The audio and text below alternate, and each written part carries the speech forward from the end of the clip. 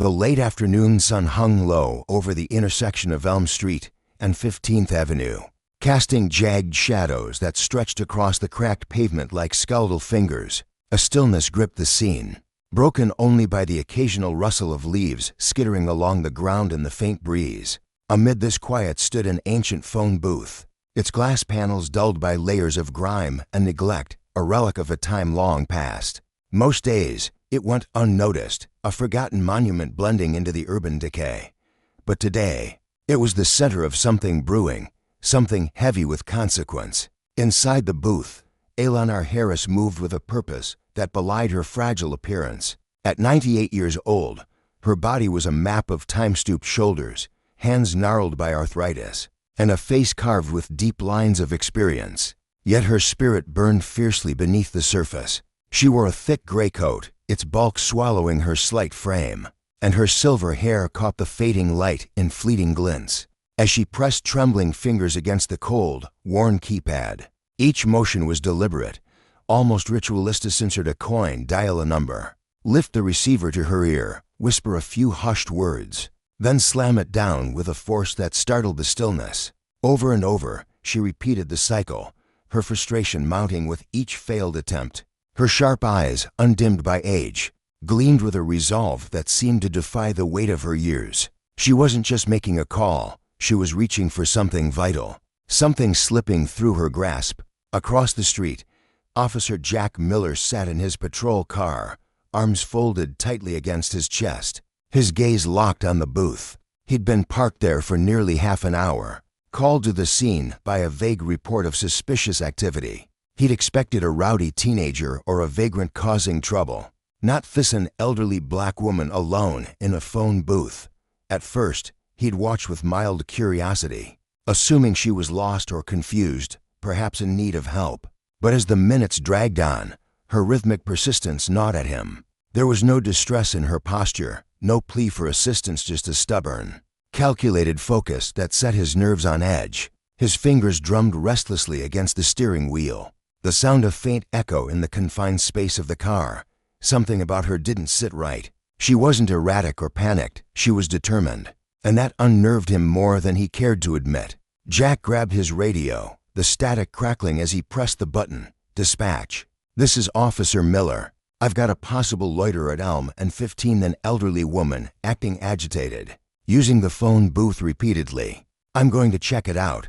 The voice on the other end buzzed back, distorted but clear enough. Copy that, Miller. Proceed with caution. He exhaled sharply, shoving the radio back into its holder, and pushed the car door open. His boots hit the pavement with a gritty crunch as he stepped out, his broad frame casting a shadow that merged with those of the dying day. Crossing the street, he kept his eyes fixed on Eleanor, who seemed oblivious to his approach. Lost in her task, her lips moved faintly, muttering words he couldn't catch as she fumbled with another coin, her hands shaking but resolute. "Ma'am," Jack called out, his voice steady but laced with authority. "Everything okay here?" Eleanor's head jerked up, her piercing gaze locking onto his. For a moment, she said nothing, her expression a mask of stone, unreadable and cold. Then, slowly, she lowered the receiver, her thin lips pressing into a tight line. "I need to make this call," she said, her voice low and rough, each word scraping against the silence like sandpaper. Jack stopped a few feet from the booth, hands resting casually on his belt, though his pulse quickened beneath his calm exterior. "You've been here a while," he replied, tilting his head slightly. "Who are you trying to reach?" She turned her back to him without a word, resuming her dialing as if he were nothing more than a gust of wind. Jack's patience frayed. "Ma'am, I need you to answer me," he pressed, his tone sharpening. "Is there someone I can contact for you?" Eleanor paused, her fingers hovering over the keypad, and then turned to face him again. Her eyes narrowed, glinting with something fierce. "No one can help me," she said evenly, her voice cutting through the air like a blade. "This is something I must do myself." Jack's jaw tightened, a flicker of irritation sparking in his chest. "Listen," he said, forcing his voice to stay firm. "I get that you're trying to get through to someone, but you've been at this for nearly an hour. If there's no emergency, I need you to move along." Her lips curled into a faint smile, so subtle it barely registered. Yet it carried no warmth, only a chilling certainty. "You don't understand, officer," she murmured, her words slow and deliberate. "But you will soon enough."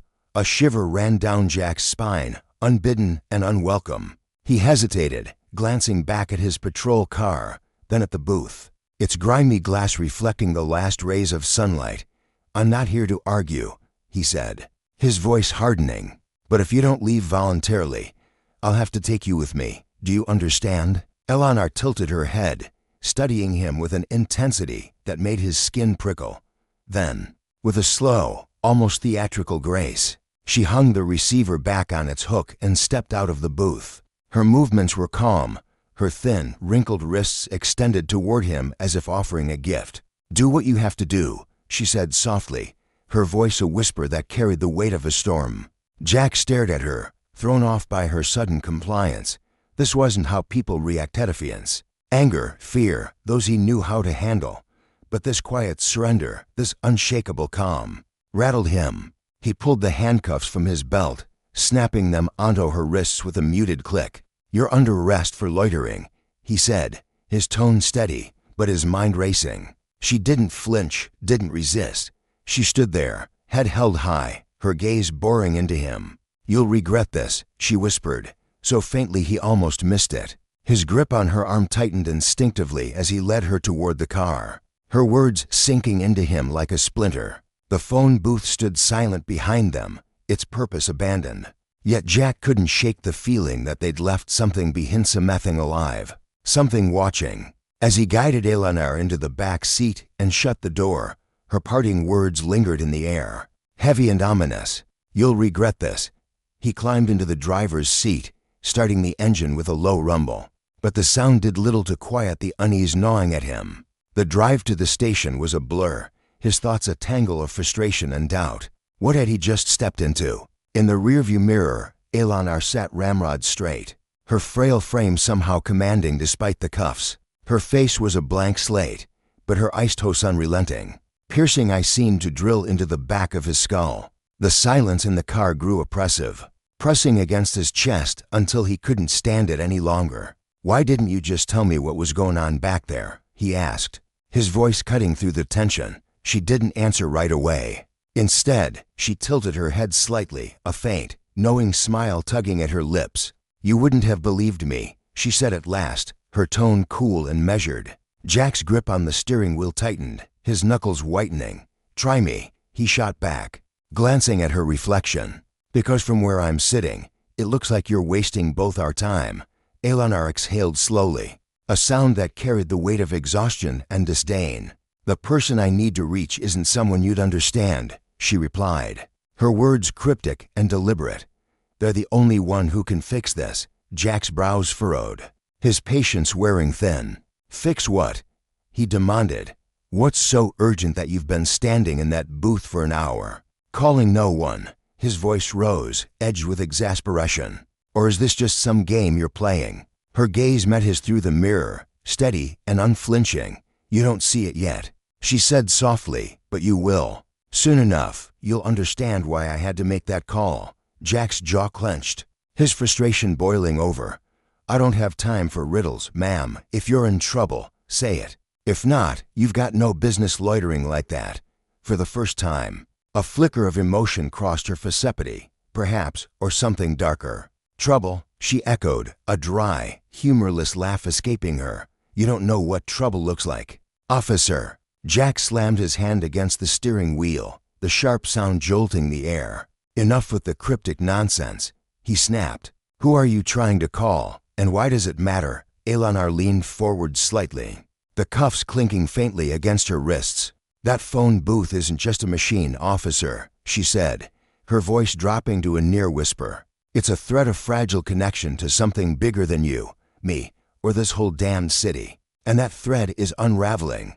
Jack stared at her, incredulous. "Unraveling," he repeated, his tone dripping with disbelief. "Are you even hearing yourself? You're not making sense." Her eyes narrowed, sharp and cutting. "Because you're asking the wrong questions," she replied coolly. "Instead of asking why I was there, you should be asking what happens now that I'm not." Her words hung in the air, thick and foreboding, like the first roll of thunder before a storm. Jack's unease deepened, a cold knot forming in his gut, but he forced it down. "Right now," he said, his voice regaining its edge. "What happens is you answer for acting suspiciously." Eleanor leaned back, her expression once again unreadable. "You still think you're in control," she murmured, almost to herself. "That's adorable." The car lurched to a stop at a red light, the sudden jolt rocking Eleanor slightly.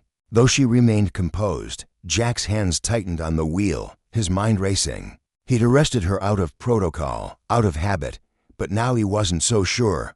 Her words, her demonorthy gnawed at him, planting seeds of doubt he couldn't shake. Across the street, a small crowd had begun to gather, drawn by the sight of the patrol car and the frail woman in the back. Among them was Clara, a middle-aged shopkeeper who'd watched the whole scene unfold from her store window.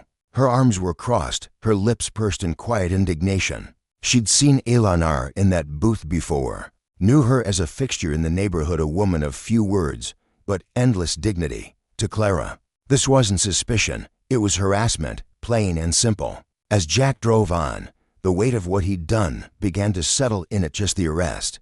But the deeper implications, Eleanor's warning echoed in his mind, a prophecy he couldn't dismiss. Justice, he'd soon learn, wasn't a badge or a set of cuffs. It was a force that demanded accountability, even from those who wielded power. And the consequences of abusing that power, they were coming, swift and unrelenting, ready to unravel everything he thought he knew.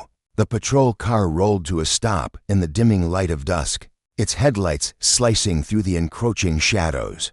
As they settled into the station's parking lot, Officer Jack Miller sat behind the wheel, his knuckles whitening as he gripped the steering column, the engine's low hum fading into silence. His chest felt tight, a coil of unease winding itself deeper with every passing second. He flicked his eyes up to the rearview mirror, catching a glimpse of the woman in the back seat, Lena Harris, her frail frame dwarfed by the cuffs encircling her wrists, her posture unnervingly still. She didn't fidget or shift like most detainees. Instead, she sat with an eerie composure, her gaze fixed somewhere far beyond the confines of the car. It wasn't him she was looking at. Jack realized with a shiver it was as if she could see through him, past him, into some unseen horizon that made his skin prickle. Earlier, their exchange had been brief but razor-sharp, each word carving a deeper trench of tension between them. Jack had spun in his seat, his patience fraying, his voice dropping to a steely whisper as he faced her. "Ma'am, I don't know who you think you're dealing with here, but let me set one thing straight: if you don't start cooperating, this is going to turn ugly." And fast. His tone had been firm, a warning laced with the authority he'd spent years honing on the job. But Eleanor hadn't flinched. She'd tilted her head, her silver hair catching the faint glow of the dashboard lights, studying him with the detached curiosity of a researcher peering at a lab rat. "Worse for me," she echoed, her voice soft but steady, devoid of fear or defiance. Then, with a pause that seemed to stretch into eternity, she added, "No, Officer Miller, worse for you." The words had slipped out without venom, yet they'd landed like a cold blade against his spine, sending an inexplicable chill racing through him. For a moment, Jack had frozen, his mind caught in a tug-of-war between dismissing her as some unhinged old woman and the gnawing instinct that she wasn't bluffing. Her eyes, sharp and unclouded despite her age, held a weight he couldn't shake. Swallowing hard, he'd forced himself to break the spell, turning back to the road with a curt, "This conversation's over." The rest of the drive had passed in suffocating silence, the air between them thick with unspoken currents. Every time he stole a glance in the mirror, Eleanor's gaze remained fixed not on him, but on something distant, something that made his stomach twist with a dread he couldn't name. Now, as he killed the engine and stepped out into the cool evening air, Jack tried to shrug off the unease clinging to him like damp cloth. He circled to the back door, yanking it open with more force than necessary. "Let's go," he snapped, reaching for her arm. Eleanor emerged from the car with a grace that defied her years, her movements steady and deliberate, her calm demeanor only deepening his discomfort. As he guided her toward the precinct entrance, she paused just for a heartbeat, her eyes drifting back toward the phone booth they'd left behind. a hulking silhouette against the fading light. "Everything changes now," she murmured, so softly it might have been to herself. Jack's grip tightened instinctively, his jaw clenching as he steered her forward. "Not another word," he growled, but her voice lingered in his mind, a haunting echo he couldn't silence. Inside the precinct, the usual clamor of ringing phones and overlapping voices seemed to hush as they entered. Heads turned, eyes narrowing with a mix of intrigue and bewilderment. An elderly woman in cuffs wasn't a common sight, especially one as poised as Eleanor. Jack felt the weight of their stares, his shoulders stiffening as he marched her toward the processing desk. From across the room, a voice cut through the murmur of fellow officer, his tone tinged with amusement. "What's this about, Miller? Catch her jaywalking with a cane." A ripple of muted laughter followed. But Jack didn't respond, his focus locked on keeping his grip firm and his expression unreadable.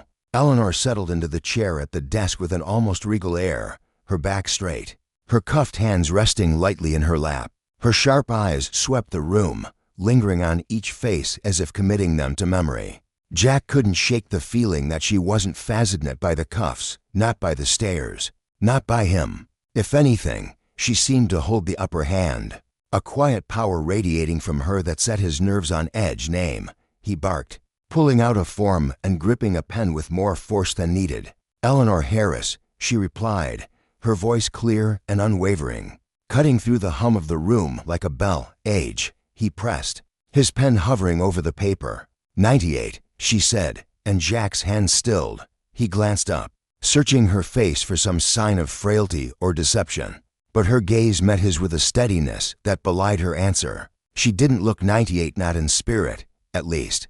There was a fire in her eyes, a resilience that made him feel like he was the one under scrutiny. Behind him, Blake, the precinct's youngest officer, lounged against a desk, his lanky frame slouched with casual arrogance. A smirk played on his lips as he watched the scene unfold. What did she do, Jack? Swipe someone's knitting needles?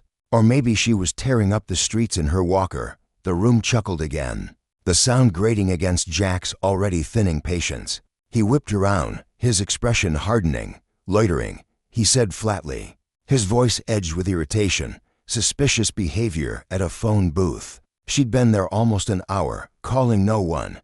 Blake snorted, crossing his arms. "Loitering? Seriously, I thought we were out here chasing real bad guys, not dragging in Sunday school teachers." "Maybe she'd talk if you eased up a little," Jack's temper flared, his voice rising as he shot back. "You got something to say, Blake? Wanna take over? Because I'd love to see you try. Until then, keep your mouth shut."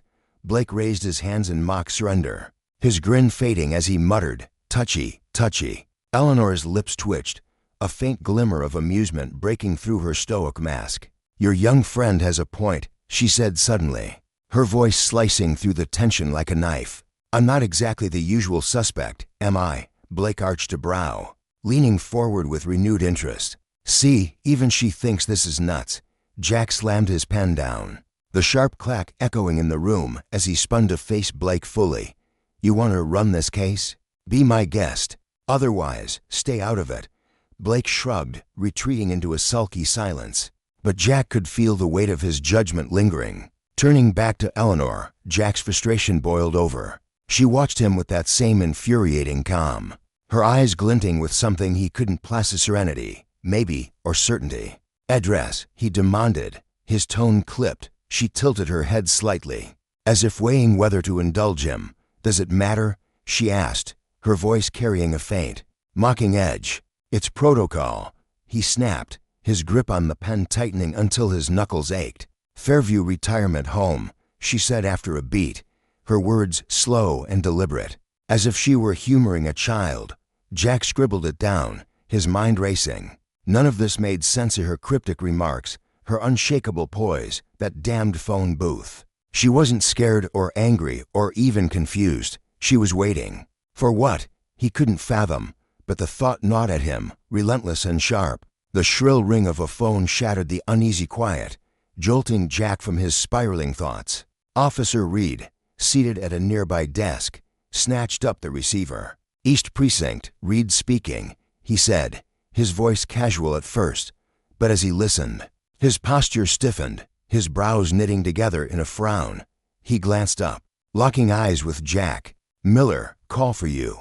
Guy says he's Henry Harris." The name hit Jack like a punch to the gut. Henry Harris. Henry Harris was a name every officer in the room knew. A historian whose face graced TV screens and whose books lined shelves across the country, celebrated for unearthing the buried truths of the past. Why the hell was he calling about this? Jack's gaze darted to Eleanor, and there it was, a faint, knowing smile curling her lips, a flicker of satisfaction that sent a fresh wave of unease crashing over him. "Take it," she said softly, her voice barely above a whisper. Ignoring her, Jack strode to Reed's desk and grabbed the phone, his pulse thudding in his ears. "This is Officer Miller," he said, his voice tight. The man on the other end didn't waste time with pleasantries. "Officer Miller, this is Henry Harris," he began, his tone cold and clipped, each word laced with authority. "I understand my grandmother, Eleanor Harris, is in your custody." Jack blinked, his mind scrambling to keep up. "Yes, that's correct," he replied, cautious but firm. Henry's voice sharpened, cutting through the line like a blade. "Then let me make this crystal clear. Me grandmother is not some petty crook. You haul in over a misunderstanding. Whatever led to this, I want her released. Now." Jack bristled, his jaw tightening. "Sir, she was arrested for suspicious behavior. I'm following standard." Henry didn't let him finish. "I don't give a damn about your protocols. If she's not out within the hour, you'll be hearing from my legal team, and trust me, Officer Miller, you don't want that." The line went dead, leaving Jack clutching the receiver, his thoughts a chaotic swirl. He set the phone down slowly, his movements deliberate as he fought to steady himself. The precinct hummed around him, but he felt detached, adrift in the storm of his own confusion. Henry Harris had just threatened to bury him in lawsuits over this woman. His grandmother. Jack turned back to Eleanor, her quiet gaze meeting his with that same unshakable calm. "He's very protective, isn't he?" she said, her tone almost playful, a spark of mischief dancing in her eyes. Jack didn't answer, his mind detangled to form a response. For the first time in years on the force, he felt the ground shift beneath him, uncertain of his next move. The weight of Henry's call pressed down on him, but it was Eleanor's presence that truly unnerved him. She sat there, wrists bound, yet exuding a quiet power that made him question everything. "You heard that, didn't you?" he asked, his voice low, almost accusing. Her smile widened, just enough to reveal a hint of teeth. "Henry's always been quick to step in," she said, her words light but laced with something deeper, something teasing. "He doesn't like loose ends." Jack's frustration surged, and he leaned closer, dropping his voice to a harsh whisper. "You want to explain why one of the most famous men in the country just called my station, ready to tear me apart unless I let you go?" Her eyes gleamed, sharp and unyielding. "I told you, Officer Miller, you don't understand what's happening yet, but you will." Her cryptic answer only fueled his irritation. He braced his hands on the desk, towering over her, his temper straining at its leash. "Enough with the riddles. Start talking. Why were you at that phone booth? What's so important that you couldn't walk away?" She didn't reply immediately, her gaze holding his with an intensity that made his skin crawl. When she finally spoke, she leaned forward, her voice dropping to a near whisper, forcing him to strain to hear. "That phone booth isn't just some rusty old box, officer. It's a bridge of the past, the present, and what's coming next. Some ties can't be severed, not unless someone like you decides to meddle." Jack stared at her, his mind reeling between disbelief and a flicker of curiosity he didn't want to acknowledge. "What the hell does that mean? Are you saying this is about history? About Henry?" Her smile faded, her expression turning grave. "This isn't about Henry," she said softly, her words heavy with an unspoken warning. "It's about what's coming, and you just delayed the one chance we had to stop it." Her words hung in the air, a chilling weight that Jack couldn't shake. He wanted to dismiss them, to write her off as delusional, but something in her tone, something in the way she carried herself held him back. He straightened, forcing a scoff. "You're not making sense. If this is so critical, why didn't you just call him?" She didn't answer, her gaze drifting past him once more, as if she could see the threads of a future he couldn't fathom. And in that moment, Jack felt the full force of justice's lesson bearing down on him, not just the law he enforced, but a deeper, older truth about power and its consequences. Eleanor Harris wasn't just an old woman caught in a petty arrest. She was a warning, a reminder that authority misused could unravel more than he was prepared to face. The precinct buzzed on around them, oblivious to the shift. But Jack knew one thing for certain: this was far from over. The air in the precinct buzzed with a restless hum, the kind that settles into a room when tension coils too tight. Eleanor sat there, her posture rigid yet eerily composed, her wrists bound by the cold bite of handcuffs. Her eyes, sharp and unyielding, flickered with a subtle narrowing as she absorbed the officer's words. Directly, "Why the theatrics?" he'd said, his voice edged with irritation. She tilted her head ever so slightly, her lips parting as she let the question hang in the air for a heartbeat before responding. Theatrical, her tone was calm, almost too calm, like the surface of a lake hiding treacherous currents beneath. "Do you honestly think I chose this? That I wanted to be dragged in here, shackled like some common thief, paraded through your station for all to gawk at? No, officer. This isn't a performance. This is desperation clawing its way out. And every second we waste bickering is a second slipping through our fingers slows forever." Across from her, Jack Miller stood with his arms crossed, his jaw tightening until the muscles twitched beneath his skin. He was a man accustomed to control, to piecing together puzzles with hard evidence and harder questions. But now he felt the ground shifting beneath him. Eleanor's unshakable certainty gnawed at him, a splinter burrowing deeper with every word she spoke. Was it her poise that rattled him, the way she seemed to see straight through his bravado? Or was it the creeping doubt slithering into his mind, whispering that she might not be spinning a tale after all? He swallowed hard, his confidence fracturing like thin ice under a heavy boot, though he'd never admit it, not to her, not to himself. Behind him, Blake leaned lazily against the wall, his uniform slightly rumpled, a smirk tugging at the corner of his mouth. He'd been watching the exchange with the detached amusement of someone who'd rather stir the pot than clean it up. "What's the deal, Miller?" he called out, his voice slicing through the thick tension like a dull blade. "You letting her go, or are we keeping her here till she starts knitting us all sweaters to pass the time?" His chuckle was low, taunting, and it grated against Jack's already frayed nerves. Jack spun on his heel, his glare sharp enough to cut glass. "Stay out of it, Blake," he growled, his voice low and rumbling like distant thunder. Blake raised his hands in mock surrender, that infuriating smirk widening, but he stepped back, clearly relishing the chaos he'd poked at. He sauntered off, his boots scuffing the linoleum floor, leaving Jack to stew in the mess alone.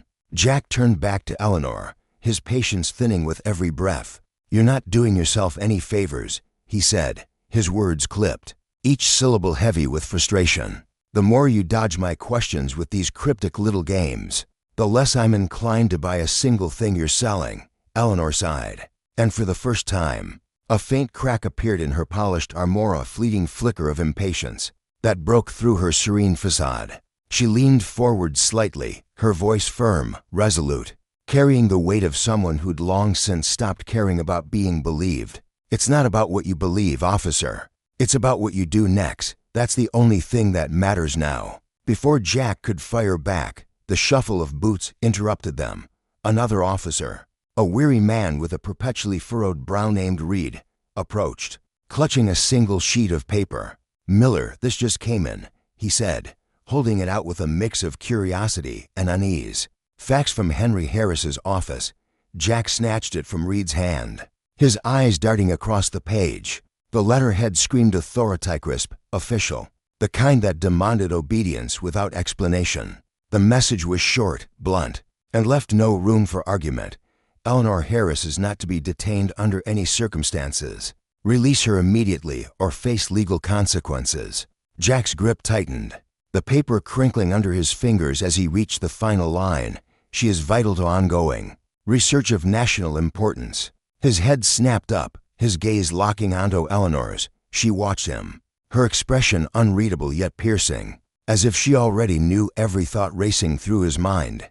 "Vital to research?" he asked, his voice dripping with skepticism, each word laced with a challenge. You've been making shady phone calls all afternoon, getting yourself hauled in here. And now I'm supposed to swallow that you're some kind of national asset. What are you, a living relic? Eleanor's lips curved into a smile. But it wasn't the triumphant kind, it was softer, tinged with a quiet sorrow that caught him off guard. I never said you had to believe it, she murmured, her voice barely above a whisper. Yet it landed like a stone in still water, rippling through the room.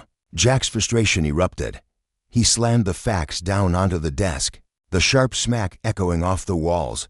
I don't have time for this, he snapped, his patience unraveling like a frayed rope. Either you start giving me straight answers, or I'll. Eleanor cut him off, her tone sharpening like a blade unsheathed. You'll what, officer? Keep me here against your captain's orders. Go ahead. Do it. But every moment you waste interrogating me is another moment slipping away. And believe me when I say time is a luxury we don't have. Her words hit him hard, a jolt that left him reeling, unsure how to counter her unshakable resolve. He straightened, his mind scrambling for a response, when a voice boomed from across the room. Miller, my office, now. Captain Monroe's command sliced through the air, firm and final. Jack shot Eleanor one last look. Her eyes met his, steady and knowing bore he turned on his heel, the fax still crumpled in his fist. As he strode toward the captain's office, his boots pounding the floor, a nagging unease settled into his bones. This wasn't just another petty arrest, another routine day at the precinct. Eleanor's cryptic warnings, paired with Henry Harris's sudden involvement, hinted at something vast, something perilous lurking just beyond his grasp, something he wasn't sure he was ready to face. Back at the processing desk, the scene remained unchanged, yet felt heavier, the air thick with unspoken stakes. Eleanor sat as still as a statue, her cuffed hands resting lightly on the table, her gaze tracking Jack as he stormed back into view. He yanked out a chair, the metal legs screeching against the floor, and dropped into it with a force that betrayed his barely contained agitation. Leaning forward, his elbows digging into the table, he fixed her with a glare that could have melted steel. All right, Eleanor, he said, his voice tight, controlled, but simmering with defiance. I've had it with the riddles. Henry Harris is pulling strings from halfway across the country, demanding I let you walk. Why? What's he got riding on you? Eleanor regarded him for a long moment, her sharp eyes studying him as if she were peeling back layers he didn't even know he had. When she finally spoke, her voice was steady, deliberate, threaded with a warning that sent a chill down his spine. Henry understands what's at stake. Officer Miller, he knows what's in jeopardy if I'm not where I'm supposed to be. Jack's patience shattered like glass under a hammer. What stakes? What's in jeopardy? He barked, leaning closer, his breath quickening. Quit dancing around it and tell me what the hell is going on. Her expression hardened, the calm veneer slipping just enough to reveal the burden she carried, a weight so immense. It seemed to press down on her shoulders even as she sat there, unbowed. I can't lay it all out for you, she said, her voice firm, unyielding. Not because I'm trying to toy with you, but because even if I did, you'd dismiss it as madness. Jack's fist crashed onto the table, the impact rattling a nearby coffee mug and drawing startled glances from the other officers. Try me, he demanded, his tone raw, daring her to push him further. Eleanor didn't flinch. She met his fury with an icy resolve, her eyes locking onto his with an intensity that made his pulse stutter. Your involvement in this comes with a price, she said, her words deliberate, heavy, for you, for the people around you. The deeper you wade into this, the more it'll cost you. Walk away while you still can. Jack leaned back, her warning slamming into him like a physical blow. Is that a threat? He asked, his voice dropping to a dangerous whisper. No, she replied, her tone softening but no less serious. It's a warning gone. I hope you'll heed before it's too late. Before he could press her further, Blake's voice cut through the room again, dripping with mockery. Still grilling Grandma over here. He sauntered over, hands shoved in his pockets, that smug grin plastered across his face like he'd just won a bet. You really think you're gonna crack her, Miller? She's probably senile, but she can't even remember what she ate this morning. Jack's glare shifted to Blake, his jaw clenching so hard his teeth ached. If you're not here to help, get lost, he snarled, his patience for Blake's antics long gone. Blake shrugged, unfazed, his eyes glinting with mischief. Relax, man. I'm just saying you're wasting your energy on someone who's already got one foot out the door. Don't come crying to me when the brass rips you a new one for chasing shadows. He strolled off, whistling a tuneless melody, leaving Jack to seethe in his wake. Eleanor's faint smile returned, a glimmer of amusement dancing in her eyes as she watched Blake retreat. He's young, she said quietly, almost to herself. Arrogant, brash, but that's youth for Yahweh, so sure it holds all the answers. Jack ignored her observation, his focus snapping back to the facts still clutched in his hand. He unfolded it with deliberate care, smoothing it out on the table between them. Henry says you're vital to national research, he said, his voice steady but probing. Care to explain what that means? Eleanor glanced at the paper, her expression neutral, betraying nothing. Henry's always had a flair for the dramatic, she said, her tone light but edged with something deeper. But he's not wrong. What I know, what I've lived through, it's critical, and time's running out to make it count. Jack frowned, his mind racing. What you've lived through, what's that supposed to mean? Are we talking history here? Some classified project? She leaned back, her eyes narrowing slightly as she weighed her next words. Do you ever think about how many moments in history hinged on people you've never heard of? She asked, her voice taking on a reflective quality. Ordinary souls, living quietly in the shadows, holding everything together while the world fixated on the loud and the obvious. Jack hesitated, caught off guard by the shift in her tone. So, what, you were one of those people? He pressed, searching her face for a crack he could pry open. Eleanor didn't answer directly. Instead, she fixed him with a look that seemed to pierce straight through him. The answers you're chasing won't all come from me, officer. But if you keep pushing, you'll stumble into a place you're not equipped to handle. Jack leaned forward again, his frustration boiling over like a pot left too long on the flame. You keep dangling these consequences and risks in front of me. What's going to happen? Give me something solid, something real, if you want me to take you seriously. She stared at him, her gaze steady, unreadable, for what felt like an eternity. You've already made your first mistake, she said at last, her voice low, almost resigned. And now the rest will follow. Jack opened his mouth to argue, but the shrill ring of the desk phone cut him off. Officer Reed answered it, his conversation brief and clipped. He turned to Jack, his expression tense. Miller, Captain wants you back in his office. Jack shot Eleanor one final look, his frustration etched into every line of his face. She returned his gaze with that same calm, knowing smile, soft, almost teasing, as if she held a secret she wasn't ready to share. You're not done yet, she said quietly, her words lingering in the air like a challenge. Jack didn't respond. He shoved his chair back, the screech of metal against tile grating on his nerves, and stormed toward the captain's office. Her warning echoed in his head with every step, a persistent drumbeat he couldn't silence. Whatever Eleanor was guarding, whatever truth she hinted at, it loomed larger and more treacherous than he'd ever imagined, and he wasn't sure. He was ready to face it. Inside the captain's office, the atmosphere was suffocating, the walls seeming to close in as Jack stood rigid, his fists clenched at his sides. Captain Munro leaned back in his chair, his weathered face carved with stern lines, his eyes sharp and unreadable. The fax from Henry Harris lay on the desk between them, its stark message a silent command that brooked no defiance. You know what this means, Miller, Munro said, his voice steady, authoritative. Cutting through the haze of Jack's anger, you're releasing her.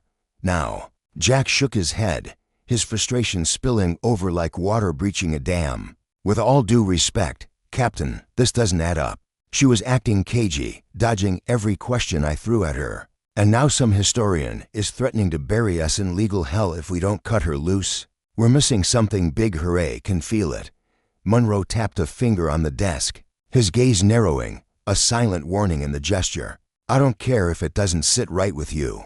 Henry Harris has the kind of pull that could drown this department in paperwork and lawsuits for years.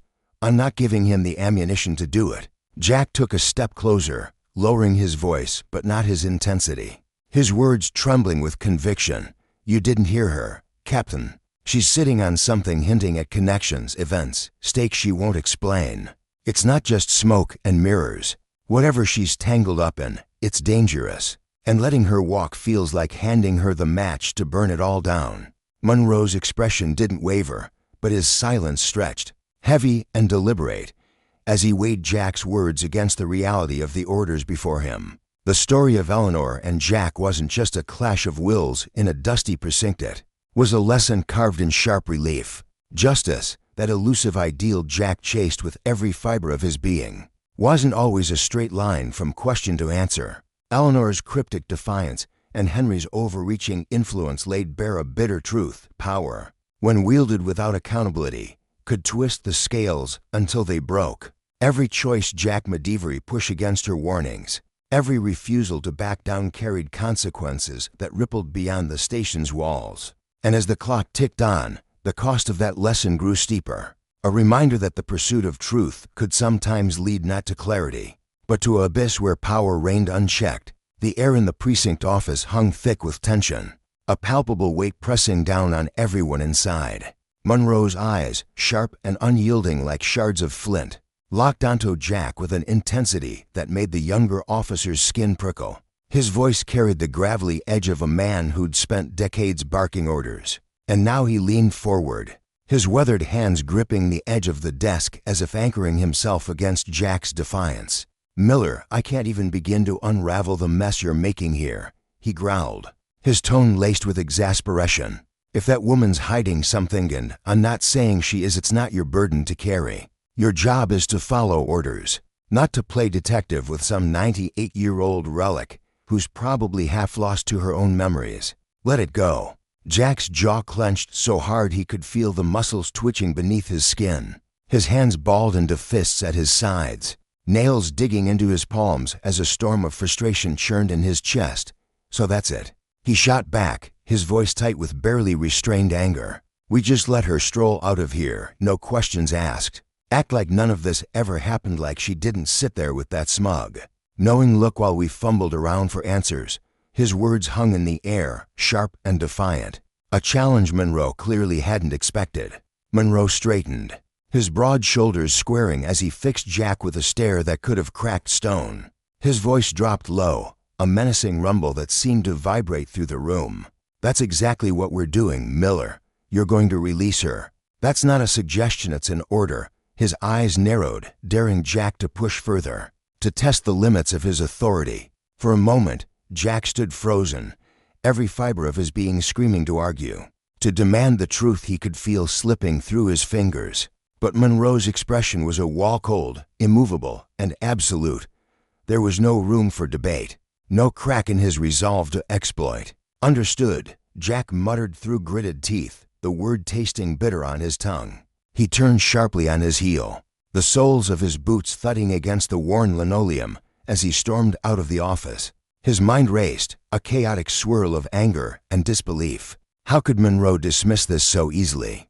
How could he ignore the gnawing sense that something was terribly wrong? Back at the processing desk, Eleanor Harris sat with an unshakable stillness that seemed almost otherworldly. Her thin frame was draped in a faded coat, its fabric worn but meticulously cared for, a silent testament to a life of quiet endurance. Her hands rested calmly in her lap, wrists still bound by the cold metal cuffs. Yet there was no trace of fear or impatience in her demeanor. She watched Jack approach, her pale blue eyes glinting with a faint, almost mischievous amusement, as if she'd already glimpsed the end of this little drama and found it mildly entertaining. Her lips curved ever so slightly, a shadow of a smile that made Jack's stomach twist with unease. "Looks like you're free to go," he said, his voice clipped as he fished the key from his belt. He knelt beside her, unlocking the cuffs with a sharp click that echoed in the quiet room. Eleanor extended her wrists without a word, her movements slow and deliberate, as if savoring the moment. As the restraints fell away, she rubbed the faint red marks on her skin, her fingers tracing the lines with a gentleness that belied her age. Then she looked up at him, her gaze piercing and steady. "Wise decision," she said softly, her voice carrying a weight that sent a shiver down Jack's spine. His temper flared, a hot spark igniting in his chest. He wanted to snap back, to demand answers, to wipe that infuriating calm off her face. But he forced himself to stay composed, swallowing the words that burned in his throat. "Don't think for a second this is over," he said instead, his tone low and edged with steel. "You still owe me some answers, Eleanor." She tilted her head, her silver hair catching the dim light as her eyes sharpened, pinning him in place. "I don't owe you anything, Officer Miller," she replied, her words smooth and deliberate, like a blade sliding effortlessly through silk. "But if you're as persistent as I suspect, you'll find them anyway." There was a flicker of something in her expression, respect, perhaps, or maybe a quiet challenge. Before he could decipher it, she rose to her feet, smoothing her coat with a practiced grace that spoke of decades spent mastering her composure. She took a step toward the door, then paused, glancing back at him over her shoulder. "It's funny," she mused, her tone softening into something almost wistful. "How much you think you know about the world, only to realize how little you've truly seen." Jack crossed his arms, his eyes narrowing as he fought the urge to chase after her. "Why don't you enlighten me, then?" he asked, his voice dripping with skepticism. Her faint smile returned, tinged with a sadness he couldn't quite place. "Do you know what it's like to live through a war?" she asked, her words slow and deliberate. "To make choices that echo through history, knowing no one will ever whisper your name in the aftermath. That's the life I've lived, officer. And it's why you can't begin to grasp the stakes here not yet." Before he could respond, she turned away, her steps measured and purposeful as she walked out of the station, leaving a heavy silence in her wake. That evening, Jack sat hunched over his desk, the flickering light of his lamp casting long shadows across the room. Eleanor's words clung to him like damp fog, impossible to shake. Against Monroe's orders, against every shred of common sense. He typed her name into the department database, Eleanor Harris. The screen blinked, then loaded a sparse profile. No criminal record, no history of complaints. Nothing beyond the mundane details of a retired school teacher from Fairview. It was too clean, too ordinary, and it only fueled his suspicion. There was a story here, buried deep, and he couldn't let it go. He turned to the internet, his fingers flying across the keyboard as he scoured online archives for any trace of her. Hours slipped by, the clock ticking past midnight, until finally, he stumbled onto something, a grainy black and white photograph buried in a digitized news article. There she was, a younger Eleanor, standing alongside a group of men in crisp military uniforms. The caption read, "Allied Intelligence Operatives, 1944. Jack's stomach lurched as he scanned the text. The article detailed covert operations during World War II, though much of it was redacted. Shrouded in the secrecy of a bygone era, Eleanor's name appeared, but her role remained vaguely a ghost in the margins of history. He clicked another link, pulling up a declassified file that mentioned her as part of a strategic advisory unit. During the post-war reconstruction, her contributions were undefined, her impact unspoken, yet the implications loomed large. Jack leaned back in his chair, his mind spinning. Who was this woman? And why was someone with a past like hers standing in a phone booth in the middle of the city, clutching a receiver as if her life depended on it? The shrill buzz of his desk phone jolted him from his thoughts. He snatched it up, his voice rough with exhaustion. "Officer Miller." A deep, unfamiliar voice crackled through the line, cold and deliberate. "You should stop looking into Eleanor Harris. For your own sake." The call cut off before Jack could reply, leaving him staring at the receiver, his pulse hammering in his ears. The warning wasn't just about Harris, it was about him now. The deeper he dug, the more tangled the web became, and turning back no longer felt like an option. That night, the precinct descended into chaos. After Eleanor's departure, an eerie rhythm took hold. Computers froze mid-task, their screens blinking with error codes. Phones rang incessantly, only to fall silent when answered, and the overhead lights flickered, casting warped shadows that danced across the walls. At first, Jack chalked it up to the quirks of an aging building, but as the disturbances mounted, a suffocating unease settled over the station. Officers exchanged nervous glances, their whispers buzzing through the air like static. Blake, a lanky officer with a perpetual smirk, leaned against a filing cabinet, watching Jack with thinly veiled amusement. "What's got you so jumpy, Miller?" he drawled. "Old Lady Harris put a hex on us or something?" Jack ignored him, his jaw tight as he gathered his coat and headed for the door. The air felt heavy, oppressive, as if something lingered just out of sight. He nodded curtly to Blake, whose smirk only widened, and stepped into the night. The moment he crossed the threshold of his apartment, Jack knew something was wrong. The door was intact, the locks undisturbed, yet a chill crawled up his spine. His tidy desk was in disarray, papers strewn across the surface. His coffee mug toppled onto the floor, a drawer ajar. His laptop glowed with a blank, flickering screen, its light harsh against the darkness. His chest tightened as he edged closer, his hand brushing the holster at his hip. Then he saw it, scrawled across a notepad in jagged black ink. The words, "Stop looking." The ink glistened, still wet. A silent scream that someone had been here, Simeon, who might still be close.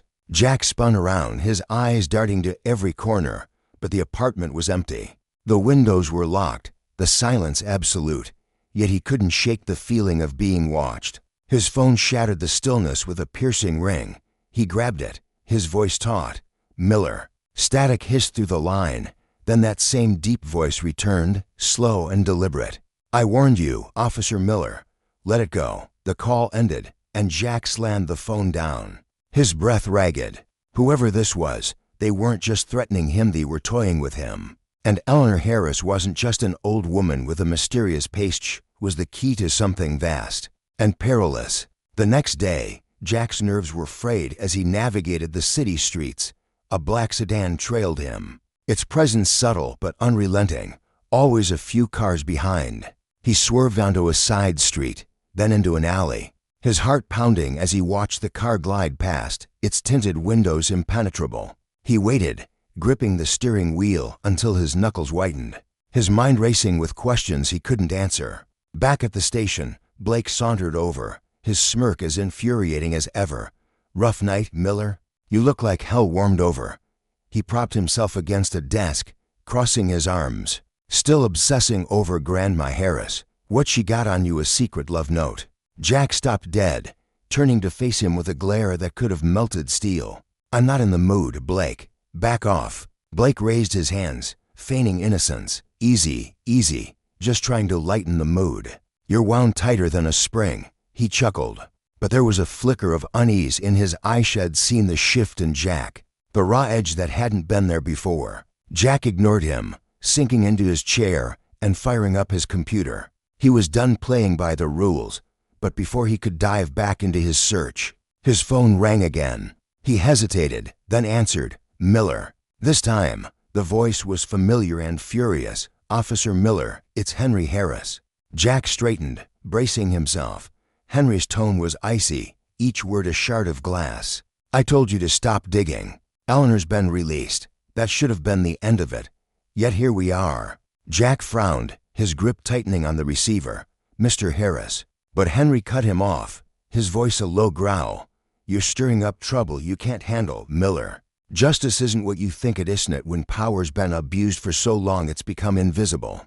Keep pushing, and you'll see the consequences firsthand." The line went dead, leaving Jack staring into the void. He leaned back, his mind a whirlwind. Eleanor's past wasn't just a puzzle, it was a warning. Power, wielded unchecked, left scars that spanned decades, and Jack was only beginning to see their outlines. The lesson was clear: justice wasn't a straight path, but a treacherous one, and the cost of pursuing it might be more than he could bear. Yet as the weight of it settled over him, one truth burned brighter than the rest. He couldn't stop now, no matter how deep the shadows grew. The phone call had left Jack Miller reeling, his knuckles whitening as he gripped the receiver. The sharp words from Henry Harris still echoing in his ears.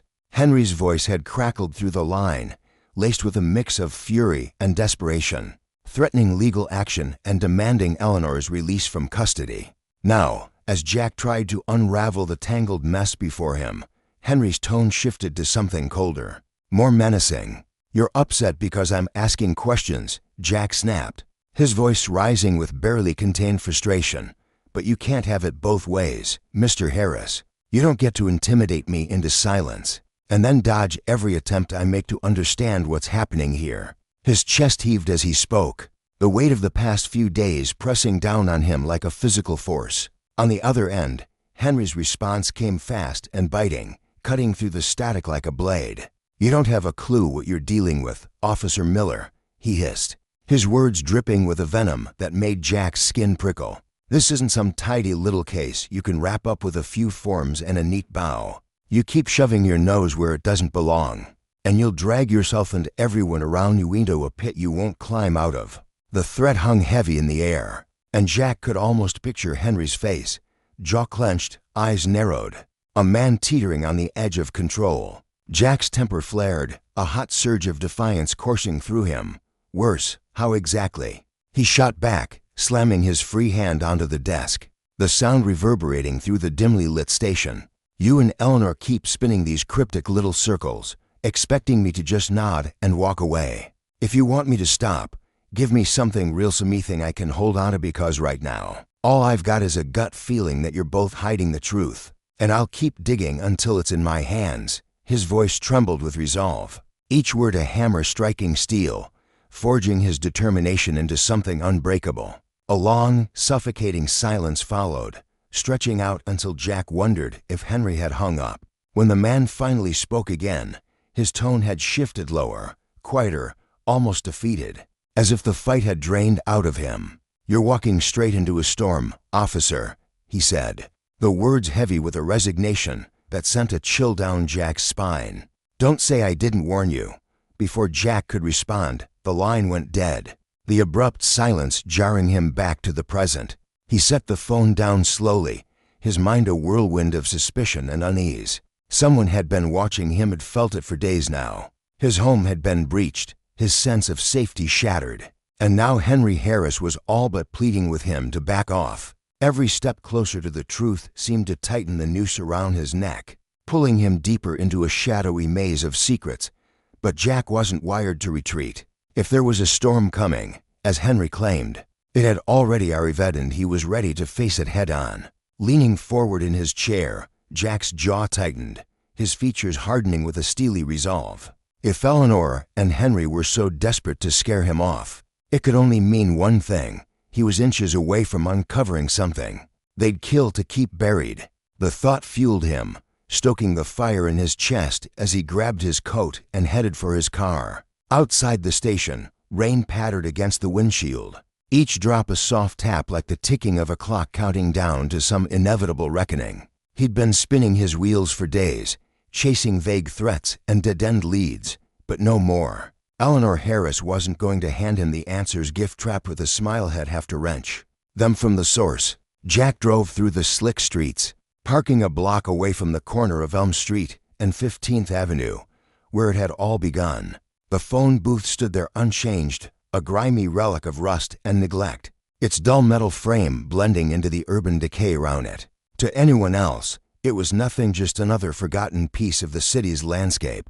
But to Jack, it pulsed with significance, a silent witness to whatever Eleanor had been tangled up in that night he'd first found her. He approached it quickly, his boots splashing through shallow puddles, the cold air biting at his face.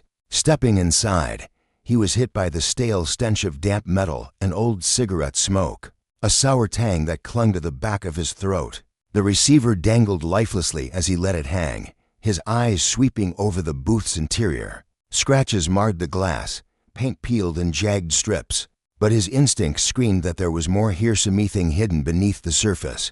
Running his fingers along the frame, Jack searched for anything out of place, his touch deliberate and methodical. Then, at the base of the phone, he felt a faint irregularity, a subtle shift in the metal's texture. His pulse quickened as he crouched down, squinting in the dim light. A thin seam ran along the edge, barely visible unless you knew to look for it.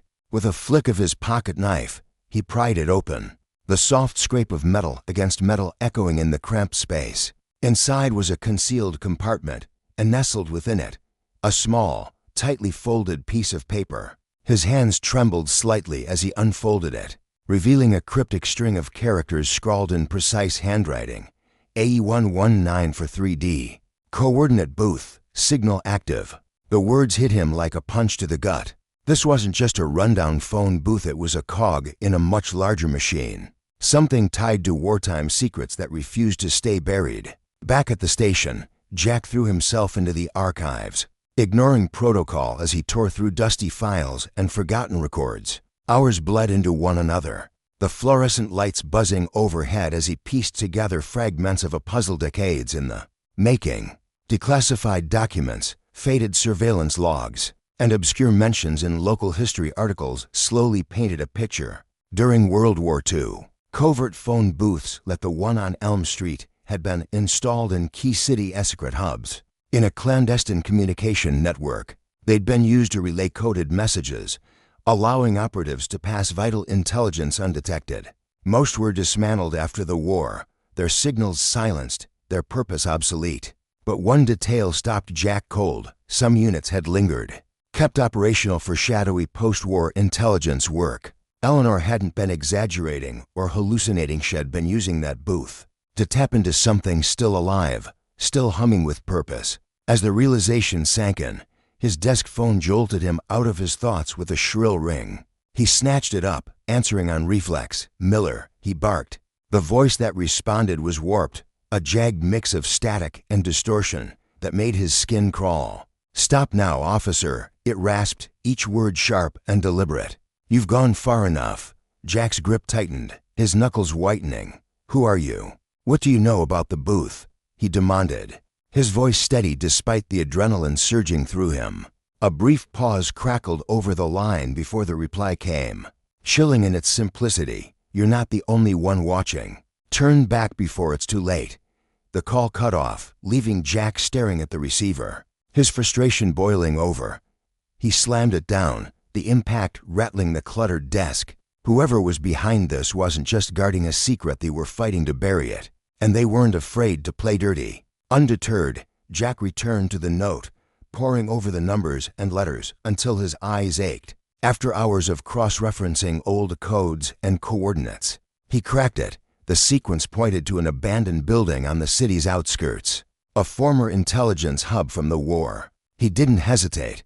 Grabbing his jacket, he drove out under a sky heavy with drizzle, the rhythmic patter of rain blending with the distant drone of traffic. The building loomed ahead, its crumbling facade a testament to years of neglect, vines snaking up its walls like veins. Jack parked a short distance away and approached on foot, his flashlight slicing through the gloom as he pushed open the rusted door. Inside, the air was thick with dust and decay, broken furniture strewn across the floor like the bones of a forgotten era. But deeper in, something caught his eye, a small, modern device blinking faintly on a desk, its soft green light stark against the desolation. Jack edged closer, his breath shallow as he examined it.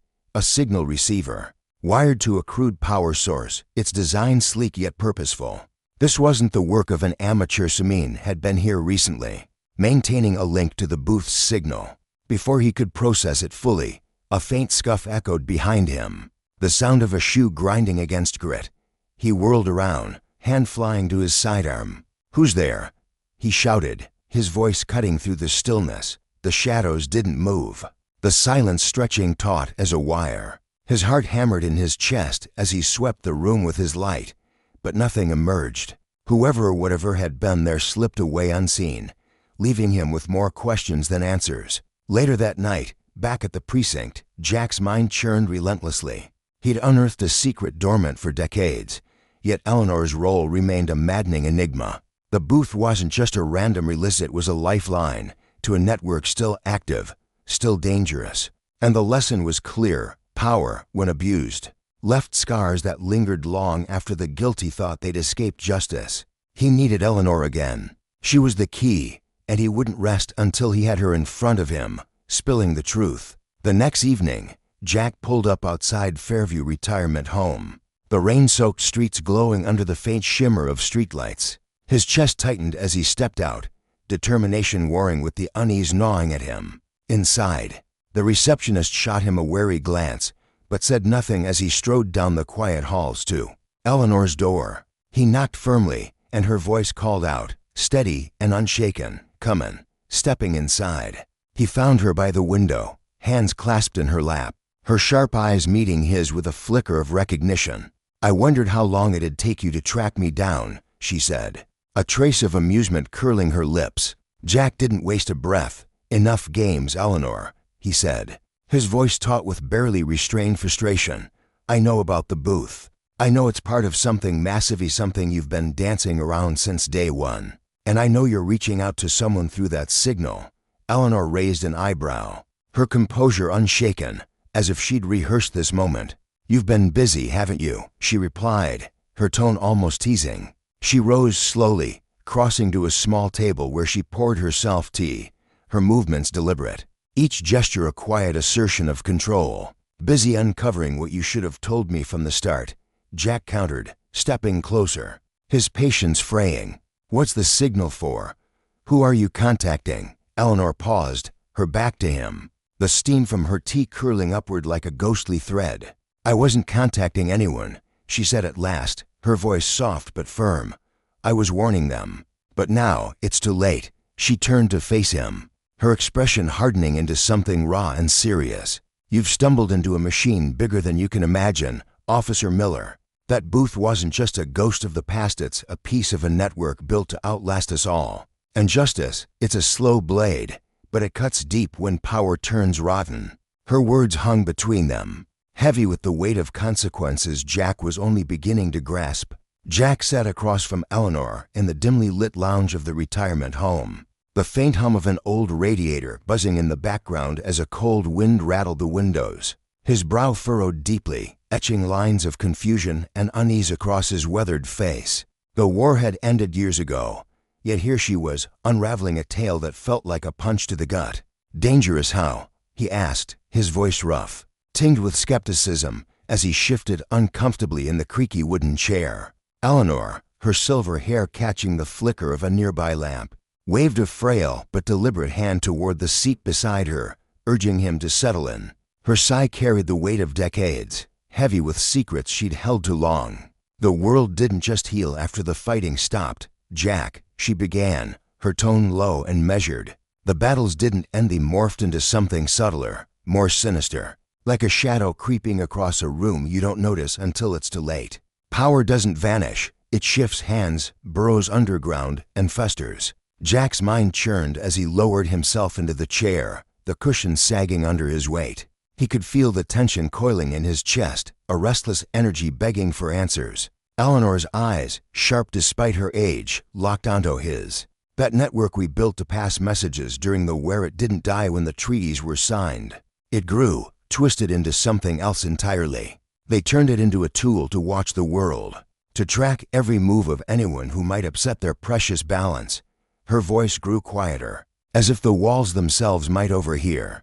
"But tools like that, they don't stay pure. They end up in the hands of people who don't care about stability, they crave control." Jack's thoughts raced, fragments of the past few weeks flashing before him, cryptic messages left on his desk, strange glitches on his radio, the unease he'd felt at the station. "So the signal's still out there," he said, piecing it together. "And you've been using it to warn people." Eleanor shook her head, her lips pressing into a thin line of frustration. "No, Jack. I've been trying to shut it down. What's being sent now aren't warning share commands, orders that could unravel everything we've fought for." Her words hung in the air like smoke, thick and suffocating. Jack leaned forward, elbows digging into his knees, his voice dropping to a near whisper. "Orders from who?" Eleanor's gaze hardened, her frail frame seeming to steel itself against an invisible foe. "That's the million-dollar question, isn't it? The ones at the top don't sign their work. No names, no fauches, just a web of influence that stretches further than you can imagine. Their plans, catastrophic. They'd burn the world down to reshape it in their image." Jack stared at her, his mind a battlefield of doubt and dawning realization. The evidence he'd stumbled across, intercepted transmissions, the late-night calls that cut off abruptly, it all pointed somewhere dark. "And you expect me to just believe you?" he challenged, his tone sharp with defiance. Eleanor didn't flinch, her eyes boring into his. "No, I expect you to look at what you've already seen. The signs, the break-ins, the way your own people tiptoe around this like it's a live wire. They're watching you, Jack, just like they're watching me. You're already tangled in this mess whether you like it or not." His jaw tightened, teeth grinding as he processed her words. "If this is real, why not shout it from the rooftops? Tell everyone." Eleanor's laugh was a soft, Bitter thing, like the rustle of dead leaves. You think they'd let me? The second I breathe a word of this publicly, I'm gone erased. You'd vanish too. I'm still here because they think I'm a relic, too weak to fight back." She paused, her expression softening, though her eyes remained piercing. "So what do you want me to do?" Jack asked, leaning back as the weight of her story pressed down on him like a physical force. "That's the bind you're in," she replied, her voice gentle but firm. "Do you risk everything to drag this into the light, knowing they'll crush you for it? Or do you guard what you know, hoping it's enough to keep things from falling apart?" Jack fell silent, his mind swirling with the consequences of every choice he'd made. The vandalism at his apartment, the anonymous threats, the way his colleagues avoided his questions each step toward the truth had cost him something. Eleanor's voice cut through his thoughts, quiet but resolute. "You've already chosen, Jack. You wouldn't be sitting here if you hadn't. But if you're going to act, you'd better be ready for what's coming." He stood abruptly, fists clenched at his sides, the hardwood floor creaking under his boots. "I didn't ask for this, Eleanor," he said, his voice raw with frustration. "But if you're right, I don't see any other way." She nodded, her gaze heavy with a mix of sympathy and resolve. "Just remember this, officer. The deeper you dig, the harder it is to claw your way out. Truth doesn't play nice at cuts." Jack turned and strode out of the retirement home, the cold March air hitting him like a slap as he stepped into the night. His mind was a storm of questions, doubts gnawing at him like rats in the walls. Eleanor had handed him jagged pieces of a puzzle, but they barely scratched the surface. Who was behind the network? What did they want with the signal? His resolve solidified with every step toward his car to uncover the whole damn truth, no matter what it took. Leaning against the hood of his beat-up sedan, Jack let the icy breeze wash over him, though it did nothing to quiet the chaos in his head.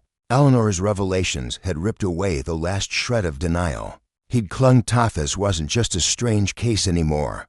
It was personal. The shadowy warnings, the attempts to scare him off, they all screamed one thing.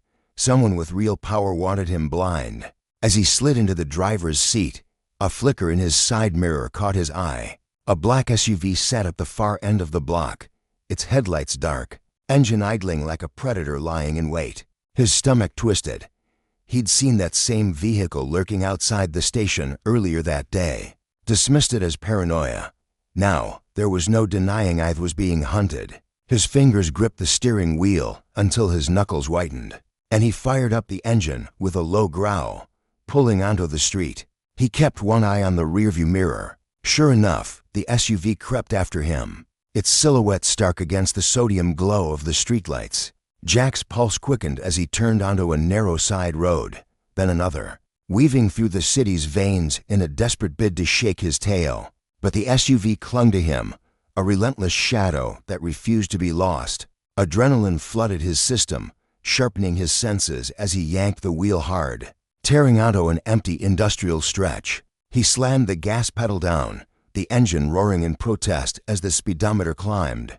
The SUV matched his pace, its tires screeching as it closed the distance. A tight alley loomed ahead, barely wide enough for his sedan. Jack swerved into it, the walls scraping paint from his doors as he barreled through. For a moment, he thought he'd lost them. The SUV was too bulky to follow. But as he emerged onto the next street, headlights flared behind him again, the vehicle's engine snarling like an angry beast. "Damn it," he hissed, jerking the wheel to dodge an oncoming truck. His phone buzzed wildly on the passenger seat, and he snatched it up, answering with a breathless snarl. "Who the hell is this?" The voice on the other end was sharp, laced with venom he knew too well. "Blake, his old partner from the station." "You should have let this go, Miller," Blake said, his tone dripping with accusation. Jack's heart pounded harder. "Blake, what are you talking about? I told you not to dig." Blake snapped. "But you couldn't leave it alone, could you? Now you're drowning, and you don't even know it."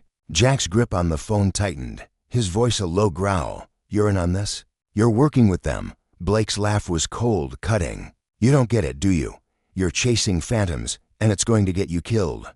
The SUV rammed into Jack's rear bumper, the jolt sending his car fishtailing across the road. He wrestled the wheel, barely regaining control as he shouted, "Why, Blake, what's in it for you?" "Survival," Blake replied, his voice flat.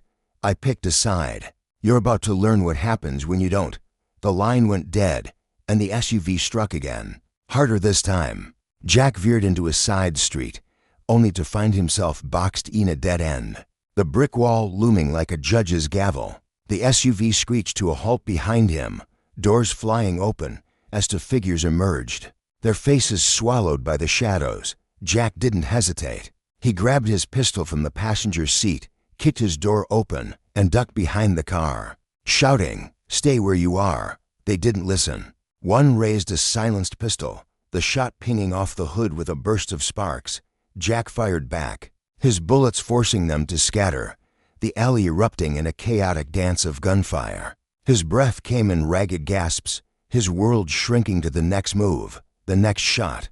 Then a voice sliced through the mayhem. Blake's, smug and taunting. "Give it up, Miller. You're outmatched." Jack's heart sank as his former partner stepped into view, a smirk twisting his lean face.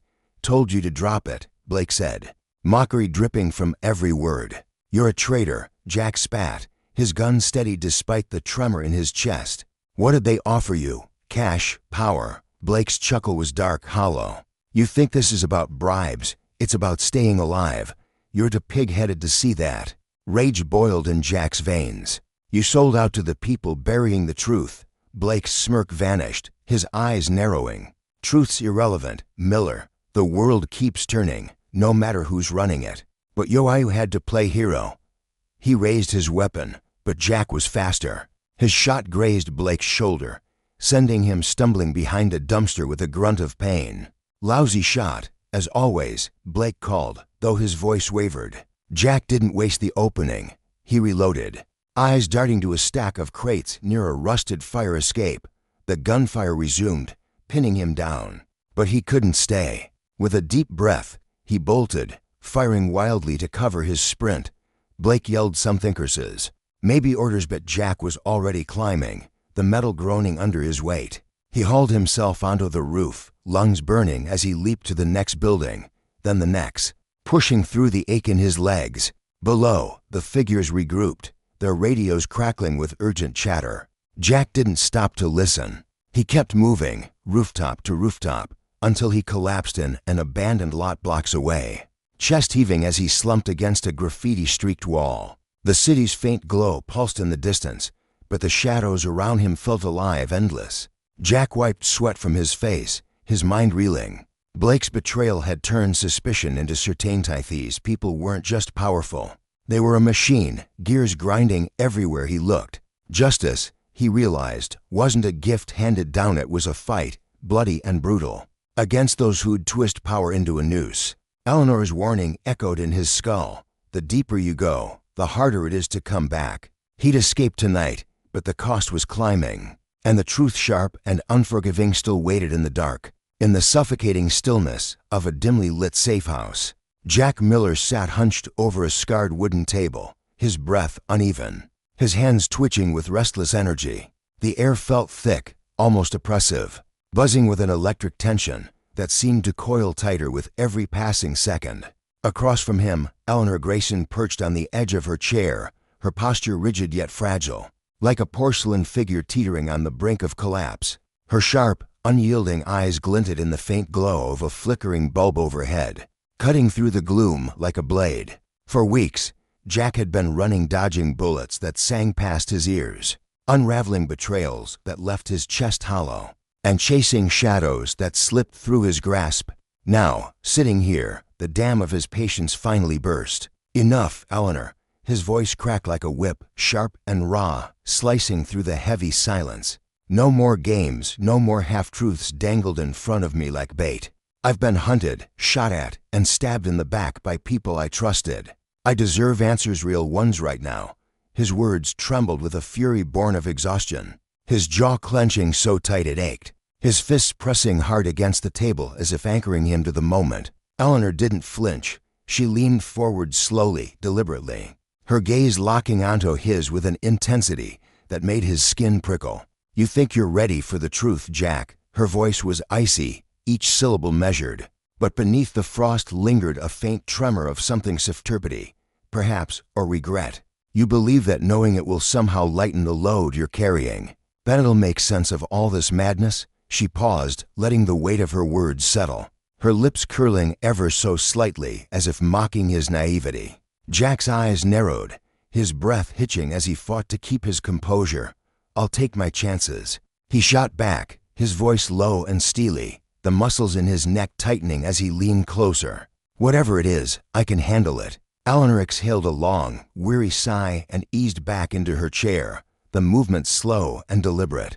For the first time, Jack noticed the lines etched deep into her facelines that spoke of sleepless nights, buried secrets, and a lifetime spent wrestling with ghosts. She looked older now, fragile in a way he hadn't seen before, as if the years she'd carried so stoically were finally pressing down on her shoulders. What do you know about Henry Harris's work?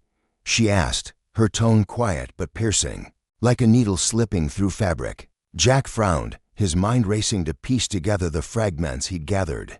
He's a historian, brilliant, obsessive even, famous for digging up classified files, exposing conspiracies the powerful would rather keep buried. What's he got to do with you? Eleanor's lips pressed into a thin, bitter line.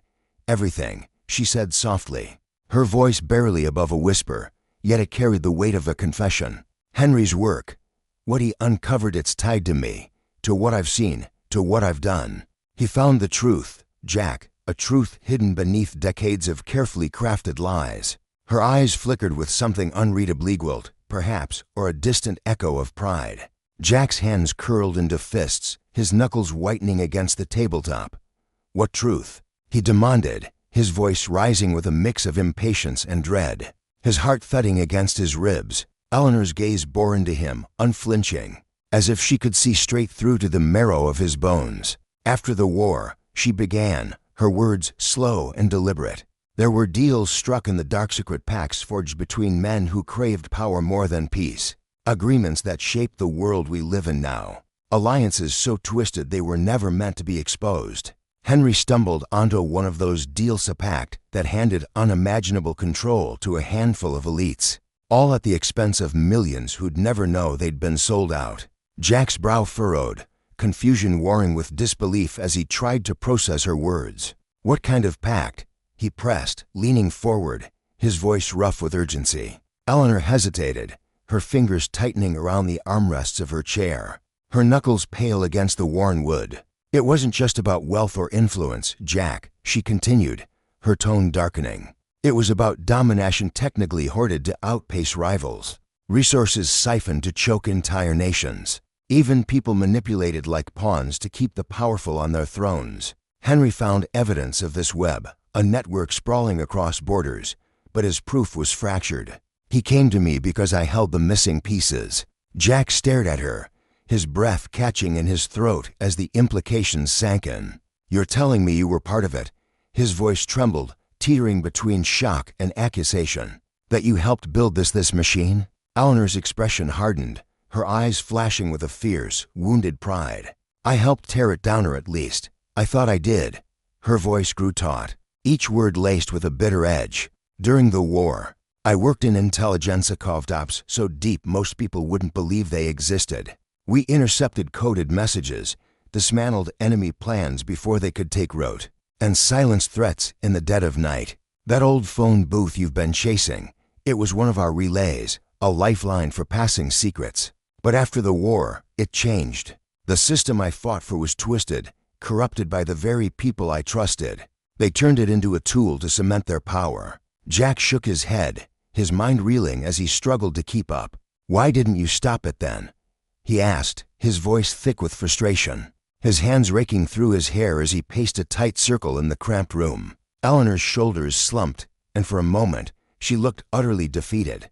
Because I didn't see it, she admitted, her voice heavy with regret, each word dragging like a stone across gravel. Not until years later, when it was too late. By the time I realized what they'd woven their network into governments, corporations, military asset was unbreakable. Exposing it would have meant unraveling everything, plunging the world into chaos. Jack stopped pacing and leaned back against the wall, the cold plaster grounding him as her words settled like lead in his chest. And Henry? He asked, his voice quieter now, though no less intense. What did he find that put Hyman in their sights? Eleanor's lips tightened, her eyes darkening with a shadow of fear.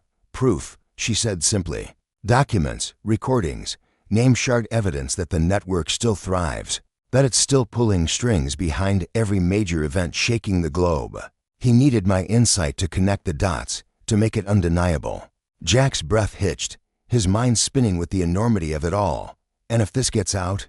He asked, his voice barely above a whisper, his fingers drumming nervously against his thigh. Eleanor's expression turned grim, her features carved with a stark, unyielding certainty. Chaos. She replied. Wars would ignite overnight, economies would crumble, trust in every institution would vanish. Millions would pay the price of suffering, dying while those at the top would claw through the wreckage to keep their crowns. Henry and I both knew the cost of dragging this into the light. Jack stared at her, his thoughts a tangled storm of rage and disbelief. So you're saying we just let it go? He snapped, his voice rising again, sharp with defiance. Let them keep running the world from the shadows? Eleanor's tone softened, though her eyes remained steady. I'm saying there's no easy answer, Jack. Shining a light on this comes with a pretty steep one. But burying it, that's a burden too. It eats at you, knowing what they've done, what they're still doing. His frustration erupted, spilling over like a flood breaking its banks. You can't expect me to walk away from this, he shouted, slamming a fist against the wall, the impact reverberating through the room. People deserve to know they deserve justice for what's been stolen from them. Eleanor didn't waver, her voice cutting through his anger like a blade. And who benefits from that, Jack? The people you want to save? Or the ones who'll feast on the chaos you unleash? Think about I truly think. Truth doesn't always set you free. Sometimes it just lights the fuse. Jack turned away, pacing again, his boots scuffing against the worn floorboards as he wrestled with her words. So what? He muttered, his voice low and bitter. We let them win. Let them keep pulling strings while the rest of us stumble around blind? Eleanor watched him, her expression unreadable, her silence stretching taut between them. It's not about winning or losing, she said finally, her voice steady but tinged with exhaustion. It's about survival. Sometimes the only way to fight is quietly, chipping away at their foundations without burning the whole house down. Jack stopped, turning to face her, his eyes blazing with a quiet, unyielding resolve. That's not enough, he said, his voice low and firm, each word a vow. Not for me. Eleanor met his gaze, her own eyes a mirror of conflict resignation warring with a flicker of admiration. Then you've got a choice to make, she said softly. Expose it and brace for the storm, or bury it and carry the weight. Either way, it's yours to bear. When Jack stepped out of the safe house, the night air hit him like a slap, cold and biting against his flushed skin. His mind churned, a tempest of doubt and determination, each step echoing with the gravity of what he'd learned. Eleanor hadn't seen the truth in her haunted eyes, felt it in the tremor of her voice. But the scope of it staggered him. If he shouted this from the rooftops, it could topple empires. But at what cost? His phone buzzed in his pocket, jolting him from his thoughts. He pulled it out, his pulse quickening as he read the message from an unknown number. Choose wisely. The world is watching. His heart pounded in his chest, a drumbeat of fear and defiance. Whatever he decided, there'd be no retreat. Days later, the world exploded. The story broke like a thunderbolt splitting the sky. Every news channel ablaze with headlines. A clandestine network, born in the ashes of war, manipulating global events for decades. Leaked documents sent anonymously by Jack to a journalist he'd once trusted with his life laid. Bear the tendrils of influence snaking through governments, corporations, and militaries. Protests erupted in city streets, voices rising in fury and disbelief. Governments flailed, issuing denials that crumbled under scrutiny, their deflections ringing hollow as the evidence mounted. Jack sat alone in his cramped apartment, the flickering glow of the television casting long shadows across the room. His face was gaunt, his eyes rimmed with red, exhaustion etched into every line. He'd made his choice, set the wheels spinning, but victory eluded him. The chaos unfolding on the screen felt less like triumph and more like a beast he'd unleashed, wild and untamed. His phone buzzed again, drawing his gaze. Another message. You've set it in motion. Are you ready for what comes next? His hands shook as he read it. The words a chilling reminder that the network's architects weren't vanquished, they were regrouping, plotting. He'd ripped away their mask, but their power endured, and now he was a target painted in bold, unmissable strokes. A sharp knock at the door snapped him from his reverie. He grabbed his sidearm, tucking it behind his back as he approached, every nerve alight with anticipation. When he opened the door, Henry Harris stood there, his once polished demeanor replaced by a haggard weariness. The historian's gray hair was disheveled, his coat rumpled, his eyes sunken from the toll of the leak's aftermath. Without a word, he stepped inside, brushing past Jack as if the apartment were his own. "You've made one hell of a mess," Henry said, his voice sharp and cutting, laced with an edge of reproach.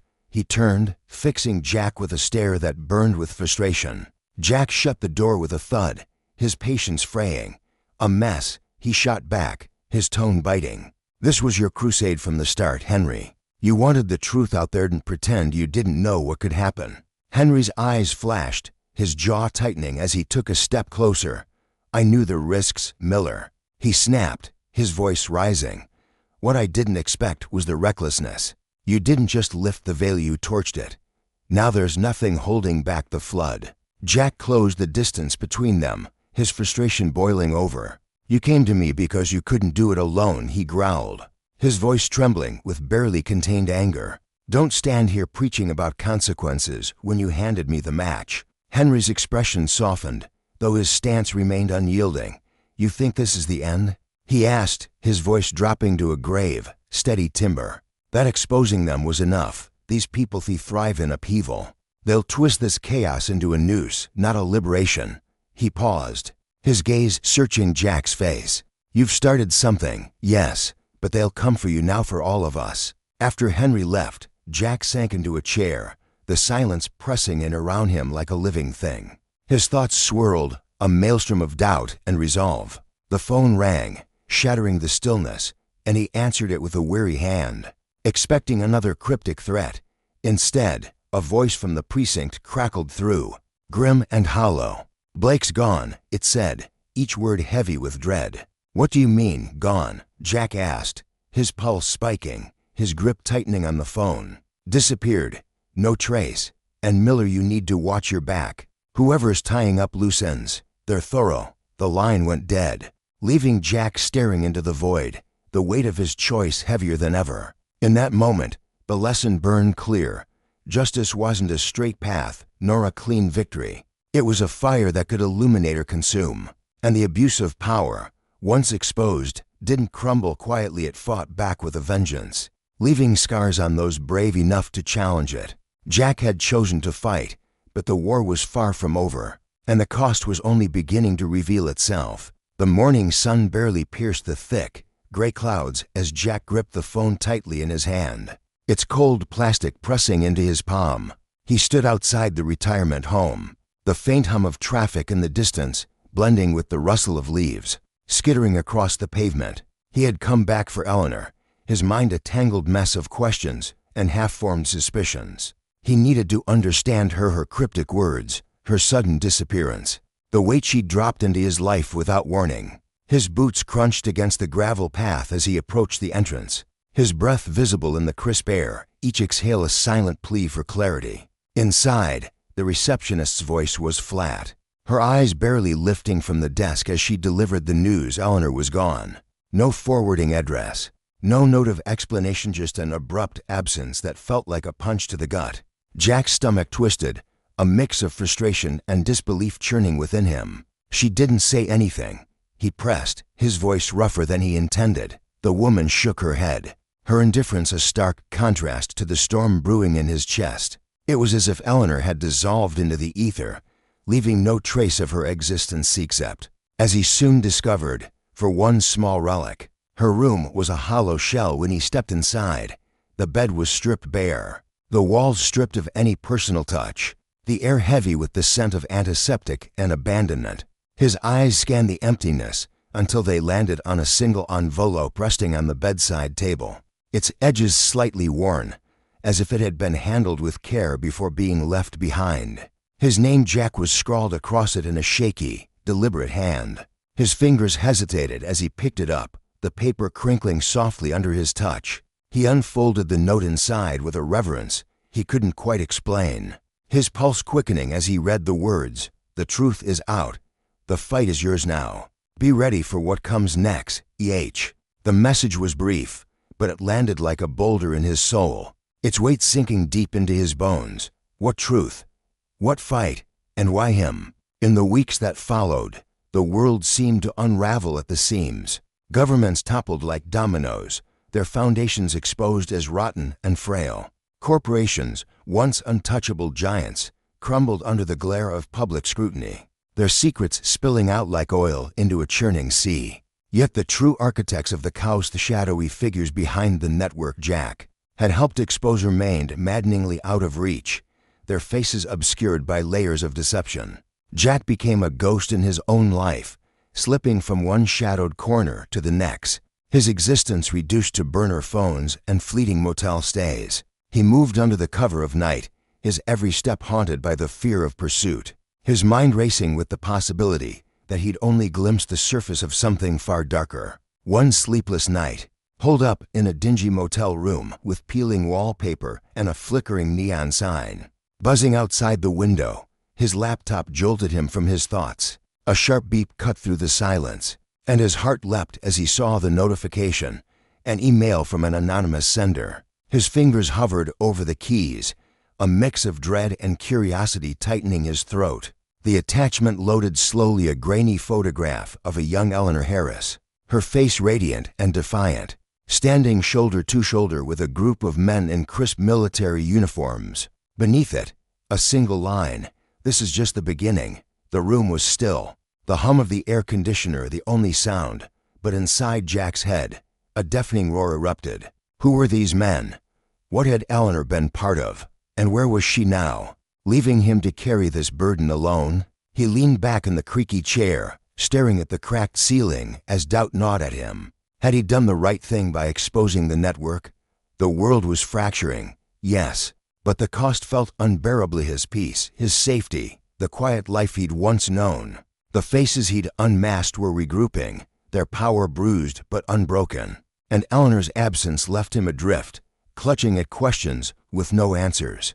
Justice, he realized, was a double-edged sword. It cut through lies, but it also carved wounds that might never heal. His fight was far from over, and the weight of that truth pressed down on him like a physical force. Meanwhile, miles away, the warm glow of Harvest Grove restaurant spilled onto the cobblestone street, a beacon of elegance amid the evening chill. Inside, the air buzzed with the low murmur of conversation, punctuated by the delicate clink of silverware against fine porcelain plates.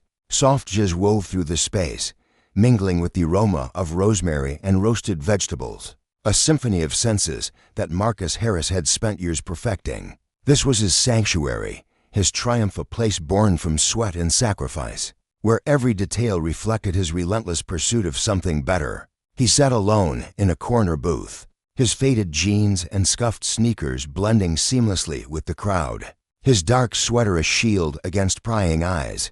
He liked it that way, watching, unnoticed, as servers glided between tables with trays of tenderloin and handcrafted pastas, as patrons laughed softly or snapped photos of their meals. "Looks good tonight," he murmured to himself, his voice a quiet thread lost in the hum of the room. Then the bell above the door jangled, sharp and intrusive, slicing through the harmony like a blade. Officer Stephen Reynolds stepped inside, his broad shoulders filling the frame, his police uniform pristine and imposing. The badge on his chest glinted under the warm lights, a symbol of authority that seemed to demand attention. His cold, hawk-like gaze swept the room, and the atmosphere shifted. Customers glanced up, uneasy, then quickly averted their eyes, as if his presence drained the warmth from the air. Marcus felt it instantly, his years of instinct kicking in, that posture arrogant, searching. Ready set, his heart thudding dully in his chest, though his face remained a mask of calm. Reynolds' eyes locked onto him, narrowing with a predator's focus. Without hesitation, the officer strode across the room, his heavy boots thudding against the polished wooden floor. Marcus sensed him coming, the air growing thicker with each step. "Hey," Reynolds said. His voice clipped and sharp. "You." Marcus looked up, meeting the officer's piercing stare with a steady gaze. "Me?" he replied, his tone neutral, a quiet challenge beneath the surface. Reynolds' eyes flicked over him, taking in the plain clothes, the worn shoes, the stillness that Marcus wore like armor. "Yeah, you," the officer said, his lips twitching into a faint, bitter smirk. "What are you doing here?" "I'm having dinner," Marcus answered evenly, his politeness a deliberate shield. Reynolds let out a short, harsh laugh. "Dinner? Here?" The disbelief in his voice was laced with mockery. "You sure about that?" Marcus raised an eyebrow, saying nothing, but around them, the room faltered. A Cervera young woman with wide, nervous eyes froze mid-step, her tray wobbling as she glanced between the two men. At a nearby table, a couple paused, their forks hovering over their plates, the clatter of the restaurant softening into an uneasy hush. Reynolds leaned down, planting his hands on the edge of the table, his shadow looming over Marcus. "This isn't the kind of place where you just hang around, you know. What are you really doing here?" The question was a jab, and Marcus felt the weight of every eye in the room pressing against him. He could almost hear their thoughts. What's happening? Did he do something wrong? Swirling like a storm he couldn't escape. "I'm not causing trouble," he said carefully, his voice calm, almost disarming. Reynolds straightened, folding his arms across his chest. "Show me some ID." A few quiet gasps rippled through the tables nearby. A young server, barely 20, stepped forward, his voice trembling. Sir." Reynolds cut him off without a glance, his tone a whipcrack. "Stay out of this." Marcus reached into his pocket slowly, pulling out his wallet with deliberate care. He slid his driver's license across the table, and Reynolds snatched it up, his frown deepening as he read. "Marcus Harris," he said aloud, the name rolling off his tongue like a curse. "What are you doing sitting here alone, Marcus?" The way he said it sharp, accusatory, tightened Marcus' jaw, but he kept his voice steady. "Is that a crime, officer?" "Don't get smart with me," Reynolds barked, slamming the license back onto the table. A few customers flinched, their unease palpable. "I know your type. You think you can just sit around and blend in, huh?" Marcus exhaled slowly, his control sharpening like a blade honed by years of restraint. "My type?" he asked, his voice low and measured. "And what type is that?" Reynolds smirked, a cruel glint flashing in his eyes. "Come on, don't play dumb." The tension thickened, hanging heavy in the air as servers whispered to one another, their glances darting toward the back office where Peter Carlson, the manager, was buried in paperwork. "I'm going to have to ask you to leave," Reynolds said abruptly, his words cutting through Marcus like a knife. "You don't belong here." The accusation stung, but Marcus didn't flinch. He tilted his head, meeting Reynolds' gaze head-on. "Why is that, officer?" Reynolds' patience snapped. "Don't test me, kid," he growled, his voice rising just enough to draw every eye in the room. "People like you don't sit in places like this. You're either casing the joint, looking for trouble, or waiting for someone else to pay the bill. So don't waste my time." Inside Marcus, a fire flared, bitter and raw, clawing at the edges of his composure. He'd felt this before, a teenager on a cracked sidewalk, an officer like Reynolds towering over him, accusing him of crimes he hadn't committed, the cold bite of handcuffs against his wrists, his mother's sobs echoing in his ears as they dragged him away. "Sir," a server interjected, her voice desperate as she stepped forward, "I think you're making a mistake." "He's not." Reynolds spun toward her, his roar cutting her off. "I said stay out of it." The girl shrank back, her face pale, her hands trembling as she clutched her tray. Marcus rose slowly from his seat. He wasn't tall or imposing, but in that moment, his presence swelled steady, undeniable, a quiet force that silenced the room. "Do you feel better?" he asked softly, his voice a thread of steel. Reynolds turned back to him, startled. "What?" Marcus stepped closer, his eyes burning with a fire he'd kept buried for years. "Does it make you feel powerful, humiliating people, assuming the worst about someone just because you think you know them?" Reynolds' face flushed red, his authority cracking like thin ice. "Watch your mouth." "No," Marcus cut in, his voice dropping to a deadly quiet, a storm gathering strength. "You don't know me. You don't know what I've been through to sit at this table. You don't know how hard I worked to earn this place. But you decided the moment you walked in that I didn't belong, didn't you? Reynolds opened his mouth, but no words came. Before he could recover, a voice boomed from across the room. "Officer Reynolds." Peter Carlson strode forward, his face flushed with anger, his apron still dusted with flour from the kitchen. "What the hell is going on here?" Reynolds turned, a flicker of relief crossing his face. Peter, if this guy was Peter, cut him off. His gesture sharp. This guy owns this place, you idiot." The room gasped collectively, the truth rippling through the crowd like a shockwave. Reynolds froze, his bravado crumbling, and Marcus stood there, his gaze unwavering. In that moment, the lesson was clear. Power, when wielded without justice, was a hollow thing, destined to collapse under its own weight. And for Marcus, the fight to claim his place against prejudice, against assumption, was a victory hard won, but never forgotten. The air inside Harvest Grove thickened with tension as Peter Carlson's voice sliced through the murmurs of the restaurant, each syllable heavy with intent. "He owns this place," Peter declared, his tone sharp and unyielding, pointing toward Marcus Harris. The room seemed to pause, as if every fork, every breath, every heartbeat had been suspended in the wake of those words. Reynolds, a broad-shouldered man in a crisp police uniform, stood frozen mid-motion, his hands still hovering over the table he'd been leaning on moments before. The color seeped from his face like water draining from a cracked glass, leaving his skin pale and sallow. His lips parted as if to protest, but no sound came, only a slow, reluctant closing of his mouth as the reality sank in. His eyes darted toward Marcus, wide with disbelief and something darker, a gnawing shame that twisted his features into a mask of regret. Marcus stood rooted to the spot, his tall frame steady as a pillar despite the storm swirling around him. His dark eyes held Reynolds' gaze without flinching, calm yet piercing, a quiet strength radiating from him that made the officer's bluster seem small by comparison. "You've got to be kidding me," Reynolds rasped, his voice rough and frayed, barely above a whisper. The bravado he'd carried moments ago when he'd barked insults and flexed his authority had evaporated, leaving behind a hollow shell of a man. Peter's response was cold, a blade of ice cutting through the stifling air. "I'm not. You just humiliated the owner of this restaurant in front of everyone here. I'd suggest you leave."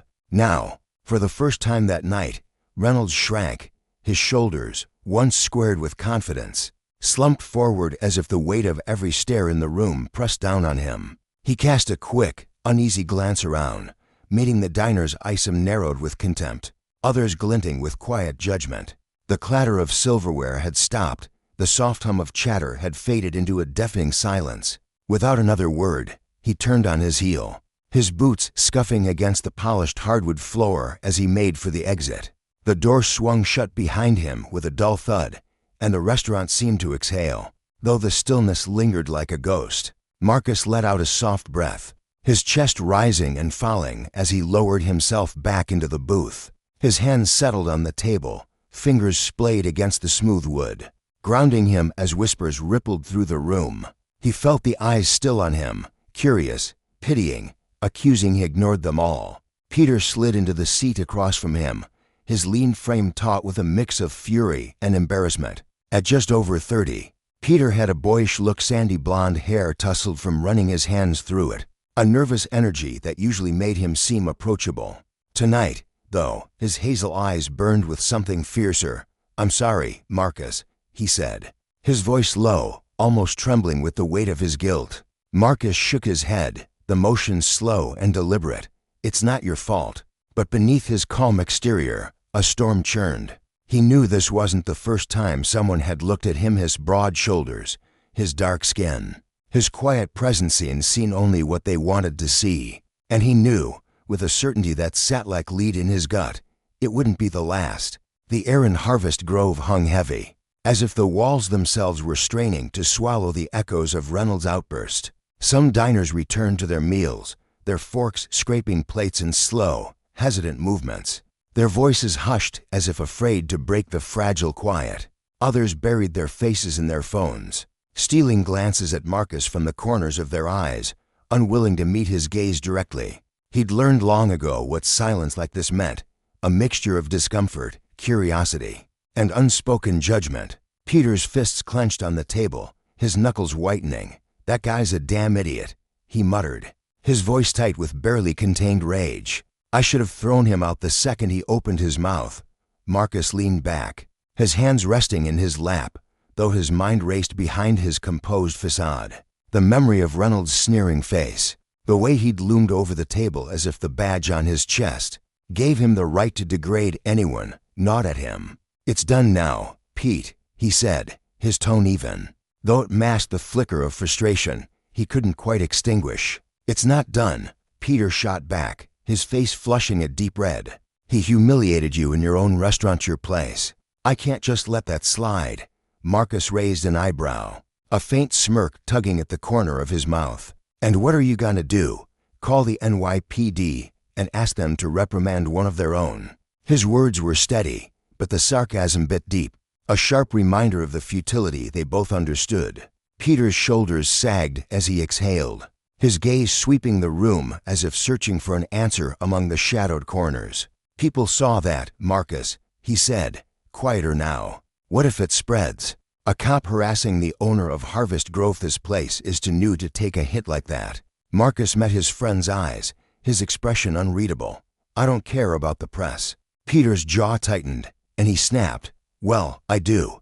He winced immediately, regret flashing across his face. "Sorry, I didn't mean it like that. It's not fair."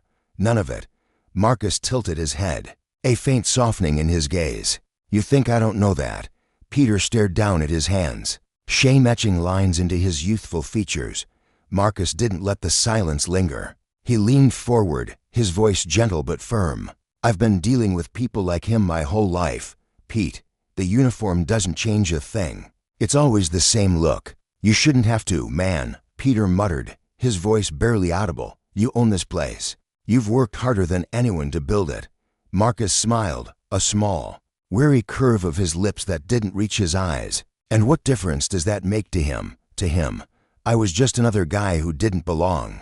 Peter opened his mouth to argue, then closed it, defeated. He glanced over his shoulder toward the door, the bell still silent, as if the restaurant itself were holding its breath.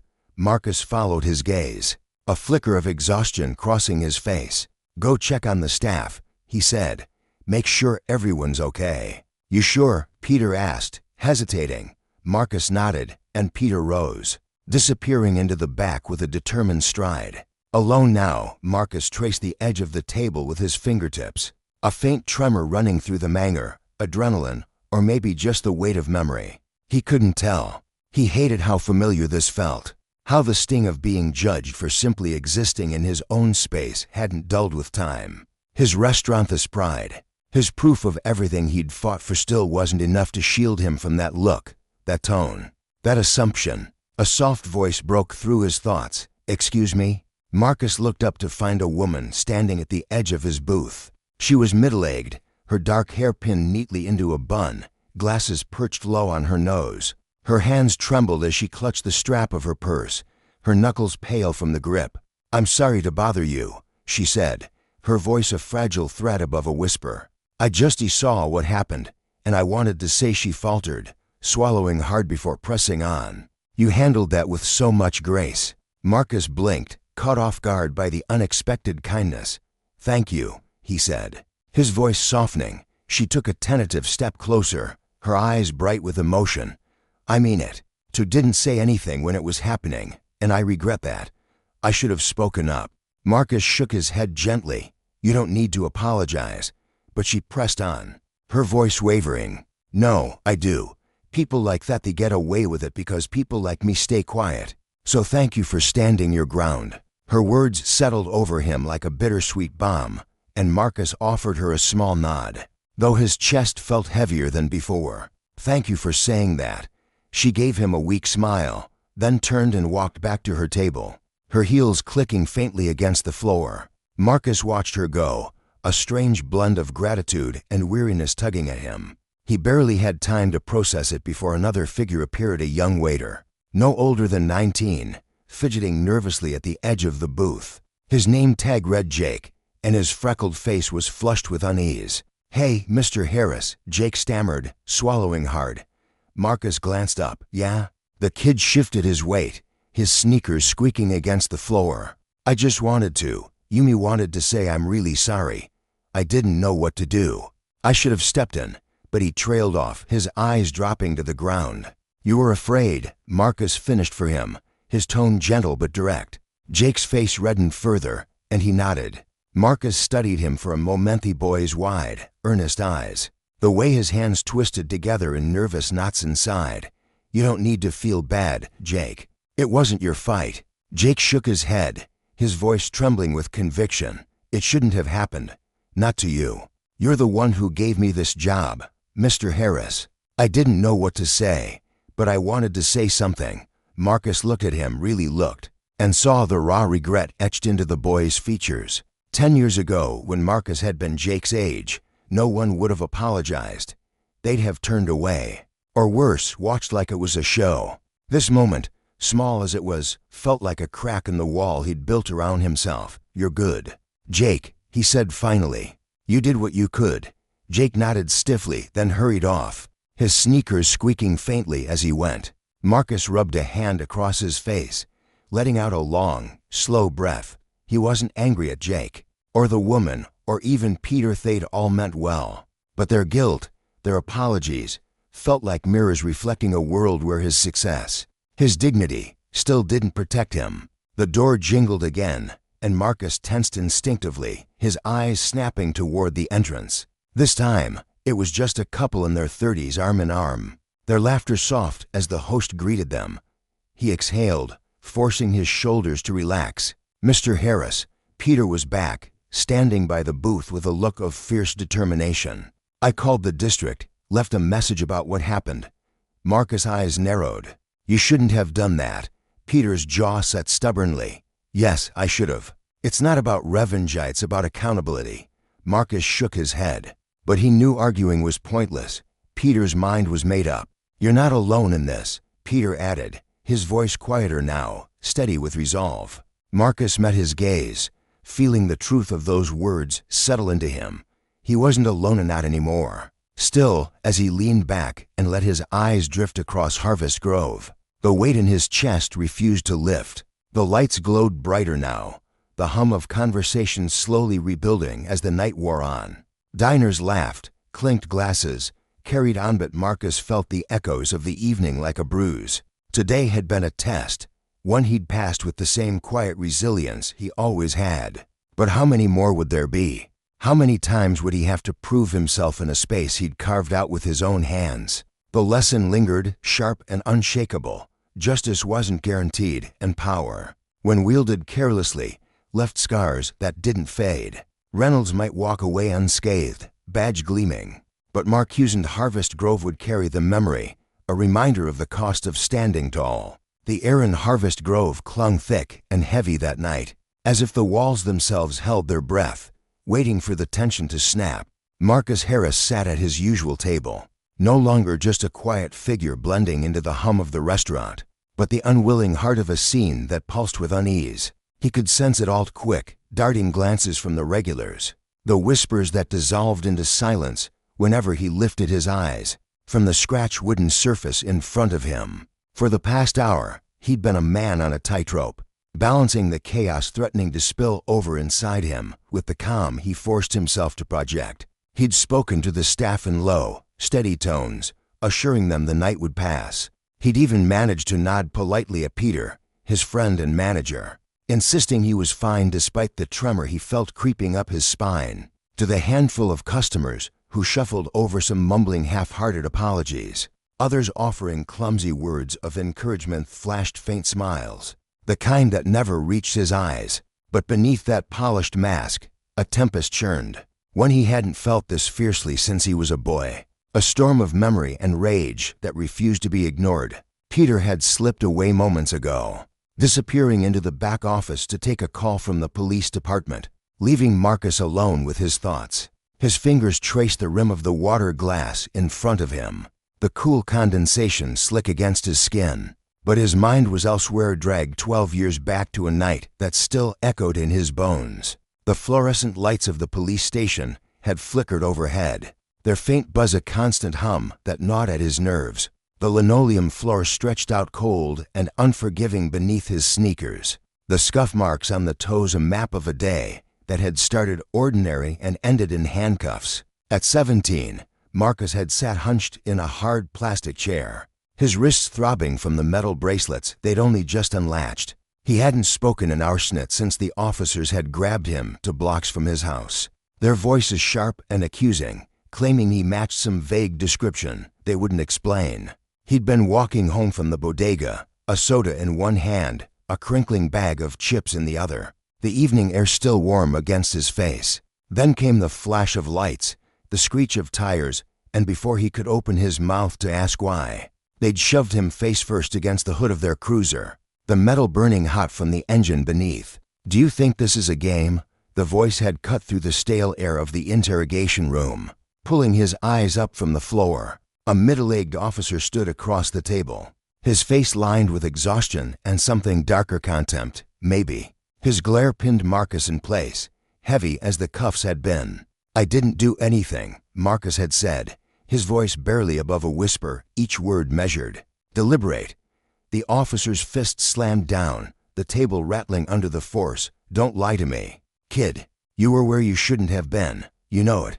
I know it." Marcus's stomach twisted, a sick churn of fear and fury, but he held his tongue. "I was walking home," he'd managed, his tone flat, fighting to keep the tremble out. The officer leaned in close, his breath sour, his eyes narrowed to slits. "Save it. Guys like you always have some story, thinking you're slick enough to talk your way out. You're not smarter than us." Marcus clenched his jaw so tight his teeth ached, his mother's voice ringing in his head like a lifeline. "Stay quiet, Marcus. Don't give them a reason." He clung to those words, a shield against the urge to shout, to push back. The door had groaned open then, a sharp creak slicing through the tension, and a voice familiar, fierce, rang out. "What the hell is going on here?" Marcus's head snapped up. His mother stood in the doorway, her face taut with worry, her eyes blazing with a strength that made the room feel smaller. Behind her was Mr. Langston, the man who ran the community center down the street, a towering figure with a quiet authority that demanded attention. Marcus had known him since he was a kid, a mentor who'd taught him how to shoot hoops and, more importantly, how to keep his head up when the world tried to knock him down. "This boy isn't who you think he is," Mr. Langston said, his voice steady as steel. "Let him go." The officer faltered, his anger wavering into something uncertain, reluctance, perhaps, or the faint shadow of shame. Marcus hadn't fully grasped it then, too young to see the cracks in the man's resolve. But now, 12 years later, the memory struck him like a fist to the chest, raw and unrelenting. A chair scraped across the floor, yanking him back to the present. He blinked, the dim lights of Harvest Grove swimming into focus as Peter dropped into the seat across from him, phone still clutched in his hand. "They're investigating," Peter said, his voice tight, skepticism dripping from every syllable. "Said Reynolds has a record complaints about excessive force, racial profiling. Nothing ever sticks, though." Marcus nodded, the news settling over him like dust, unsurprising and weightless. "It won't this time either," he murmured, his tone resigned but edged with a bitter certainty. Peter's brow furrowed, his frustration spilling over. "You don't know that." Marcus's lips twitched, a ghost of a smile laced with dark humor. "I do." Peter shifted, restless, his hands flexing against the table. "You can't just let it go, Marcus. If we don't push back, nothing changes." Marcus met his gaze, holding it for a long moment before replying, his voice low, heavy with the years behind it. "You think I don't know that? I've been pushing back my whole life, Pete." He paused, the weight of that truth pressing down on him. "But it doesn't matter how hard you fight, some people still see what they want to see." Peter opened his mouth, searching for a counter, but before he could find it, the restaurant door swung open with a jarring clang. Marcus froze, his breath catching as Officer Reynolds stepped inside, his broad frame flanked by another monosuit, maybe a department official. The room crackled with tension, every head turning, every eye locking onto the pair as they strode straight for Marcus's table. Peter stiffened beside him, his voice a harsh whisper. "What the hell is he doing back here?" "Stay calm," Marcus muttered, though his pulse hammered in his ears. betraying the steadiness he tried to hold onto. Reynolds stopped in front of them, his face carved from stone. But he seemed diminished somehow smaller than the towering figure he'd been earlier that day. The man beside him, a middle-aged black man with sharp features and a weariness etched deep into his expression, spoke first. "Mr. Harris, I'm Deputy Inspector Poulsen. I want to formally apologize for the incident earlier today." Marcus tilted his head slightly, his face a blank mask, giving nothing away. Poulsen gestured toward Reynolds, who stood rigid, his eyes fixed somewhere over Marcus's shoulder. Officer Reynolds would also like to say a few words. The silence stretched, thick and uncomfortable, until Reynolds finally cleared his throat, the sound rough and forced. "I must judge the situation," he said, his voice stiff, his gaze still avoiding Marcus. "I shouldn't have acted the way I did." The words landed hollow, brittle, like they'd been pried out of him against his will. Marcus watched him, waiting for something more, some crack of sincerity, some flicker of accountability. There was nothing. "That's it," Peter snapped, incredulous, his hands balling into fists. "That's his apology." Marcus raised a hand, a quiet signal to hold back, and turned to Reynolds. His voice came out even, deliberate, cutting through the air like a blade. "You don't know me, officer. You didn't care to. You saw what you wanted to see, and you acted on it. That's not a mistake. It's a choice." Reynolds' jaw tightened, a muscle twitching beneath the skin, but he stayed silent. Poulsen stepped in, his tone brisk, eager to smooth over the moment. "Mr. Harris, we'll be following up internally. Again, our apologies." With that, the two men turned and left. Reynolds' shoulders hunched as he trailed behind, the door jingling shut in their wake. The restaurant seemed to exhale, the tension easing but not vanishing. Peter stared after them, his fists still clenched. "That's it. He gets to walk out." Marcus leaned back in his chair, releasing a breath he hadn't realized he'd been holding. "It's always been like this." Peter shook his head, defiant. "It doesn't have to be. People saw what happened, Marcus. We could take this further. The press would eat it up." Marcus's gaze drifted, slow and deliberate, across the room past the customers still watching, some with admiration, others with guilt, a few with quiet curiosity. "I don't need headlines," he said finally, his voice firm. "I need this Plasmy Placido keep standing. That's how I win." Peter started to protest, but Marcus cut him off with a look. "Trust me, Pete." Defeated, Peter slumped back, muttering, "Fine, but this isn't over." "It can't be." Marcus didn't answer, letting the silence settle between them. The next morning, sunlight poured through the tall windows of Harvest Grove, spilling golden beams across the empty dining room. The space felt still, almost sacred, as if the chaos of the night before had been swept away with the dawn. But for Marcus, sitting alone at a table with a steaming mug of black coffee cradled in his hands, the weight of it lingered, a smoky haze that refused to lift. Peter's voice broke the quiet as he strode in from the back office, a tablet gripped tightly in his hand. "Marcus, have you seen this?" Marcus didn't need to ask what Biswash had felt it brewing the moment. Reynolds had walked back through those doors. "Harvest Grove is all over social media," Peter went on, his voice tinged with disbelief. "People recorded everything, the confrontation, the apology, if you can even call it that. Now everyone's talking about you, about what happened." Marcus glanced up, his expression unreadable. "What are they saying?" Peter pulled out a chair and sat, his movements quick, almost frantic, as he set the tablet between them. "Some people are furious at Reynolds. Others are calling you a hero, a symbol of dignity under pressure, or something like that. Then there's the usual crowd trying to spin it, saying you probably did look suspicious." Marcus's lips curved into a wry, humorless smile. "Of course they are." Peter slid the tablet closer, tapping the screen to play a video already racking up thousands of views. The footage was shaky, the camera wobbling as it captured Reynolds looming over Marcus, his voice loud and commanding, dripping with unchecked authority. Then came Peter's sharp retort, "He owns this restaurant," followed by a beat of stunned silence. Marcus's response cut through the noise, calm and unwavering. "You saw what you wanted to see. That says more about you than it does about me." The comments below were a war zone of praise clashing with venom, support drowned out by cynicism. Marcus watched it unfold, his face still, But inside, the storm churned on.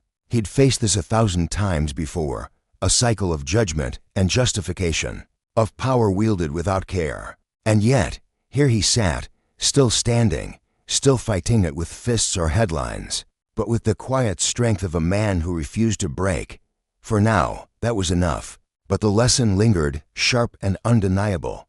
Justice was a fragile thing, easily bent by those who held the reins, and the cost of their abuse was a weight carried by those who dared to demand better. Marcus stood in the dim light of Harvest Grove, his sanctuary, his hands steady despite the storm brewing just beyond the restaurant's walls. The other host's faceless figures cloaked in cruelty had torn into him with relentless precision, picking apart the threads of his existence, the way his worn jacket hung on his shoulders, the quiet strength in his posture, the audacity of his presence in a town that didn't always welcome him. Their words had been sharp, deliberate, meant to unravel him, but Marcus had held himself together, stitching his composure tight like armor forged over years of silent battles. Peter, his oldest friend, lingered nearby, the air between them thick with unspoken tension. "I'm sorry, man," Peter said after a long, heavy pause, his voice rough with regret.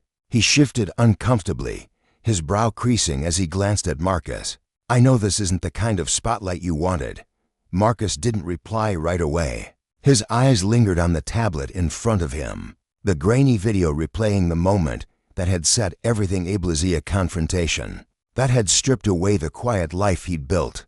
With a slow, deliberate push, he slid the device across the table, distancing himself from the flickering images. "I didn't ask for it," he said finally, his tone low but firm. "But it's here now. So what's the next move?" He lifted his coffee cup, the bitter heat curling through his chest like a steadying hand, grounding him amidst the chaos threatening to pull him under. Peter shook his head, frustration etching deeper lines into his face. "I don't get you, Marcus. Most people would be screaming about this, press conferences, filing lawsuits, dragging it all into the open. You're just sitting there." His words hung in the air, sharp with disbelief. Marcus met his gaze, unyielding. "I'm not most people," he said simply, his voice carrying the weight of a truth Peter couldn't fully grasp. Peter opened his mouth, ready to push back, but Marcus raised a hand, cutting him off before the argument could take root. "Do you know what happens to someone like me when we react the way everyone expects? We don't win. Pete, we lose every single time.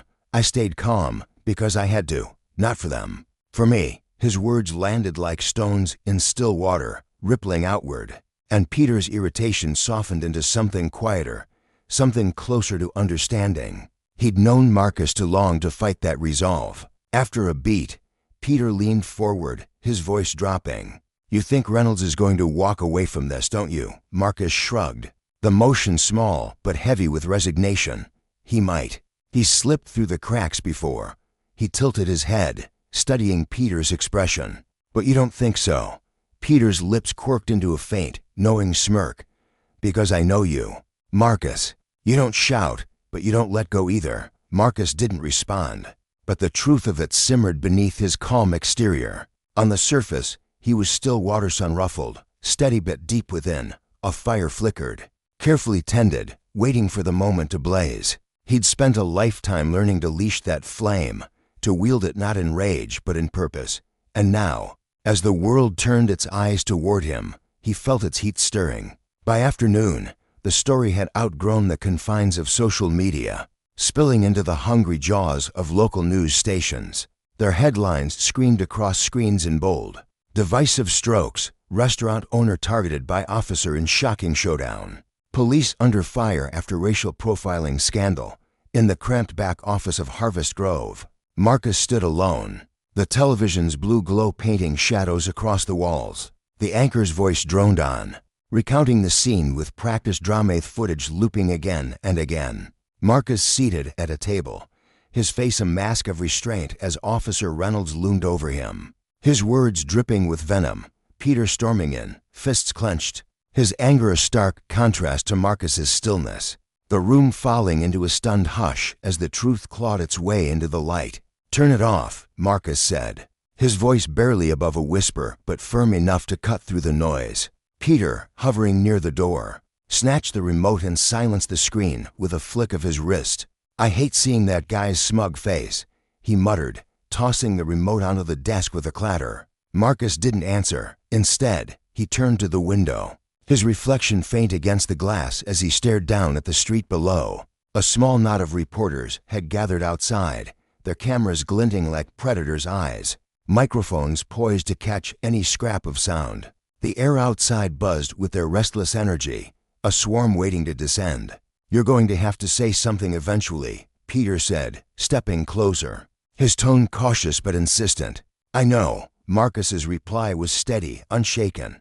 Peter hesitated, rubbing the back of his neck. "Want me to handle it?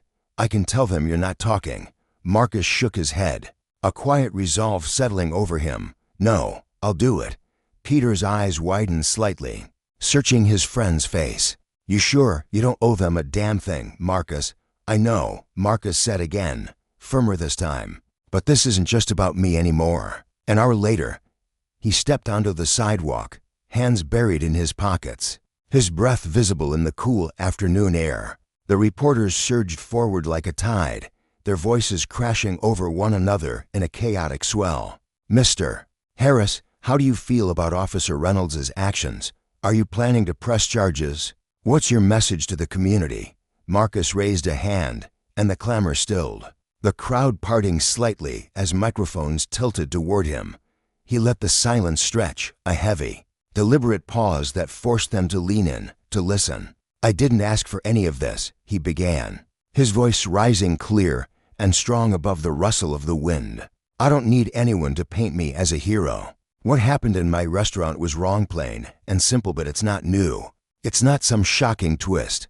It's a weight people like me have carried for years, decades, lifetimes." The reporters scribbled furiously, their pens scratching against notepads, but Marcus pressed on, undeterred. "I'm not here to beg for revenge. I'm here for accountability or understanding, for respect, not just for me, but for everyone who's ever been sized up and dismissed before they could even open their mouth." The camera's word, capturing every syllable, every flicker of emotion in his steady gaze. "I built Harvest Grove because I believe in second chances," he continued, his voice softening, but no less powerful. "I believe people can rise above their worst moments. Maybe this right here, right now, can be a chance for us to stop looking past each other and start seeing who we really are." He let the words hang, their weight sinking into the crowd. Before turning on his heel and walking back inside, the reporters erupted into motion behind him. But he didn't look back.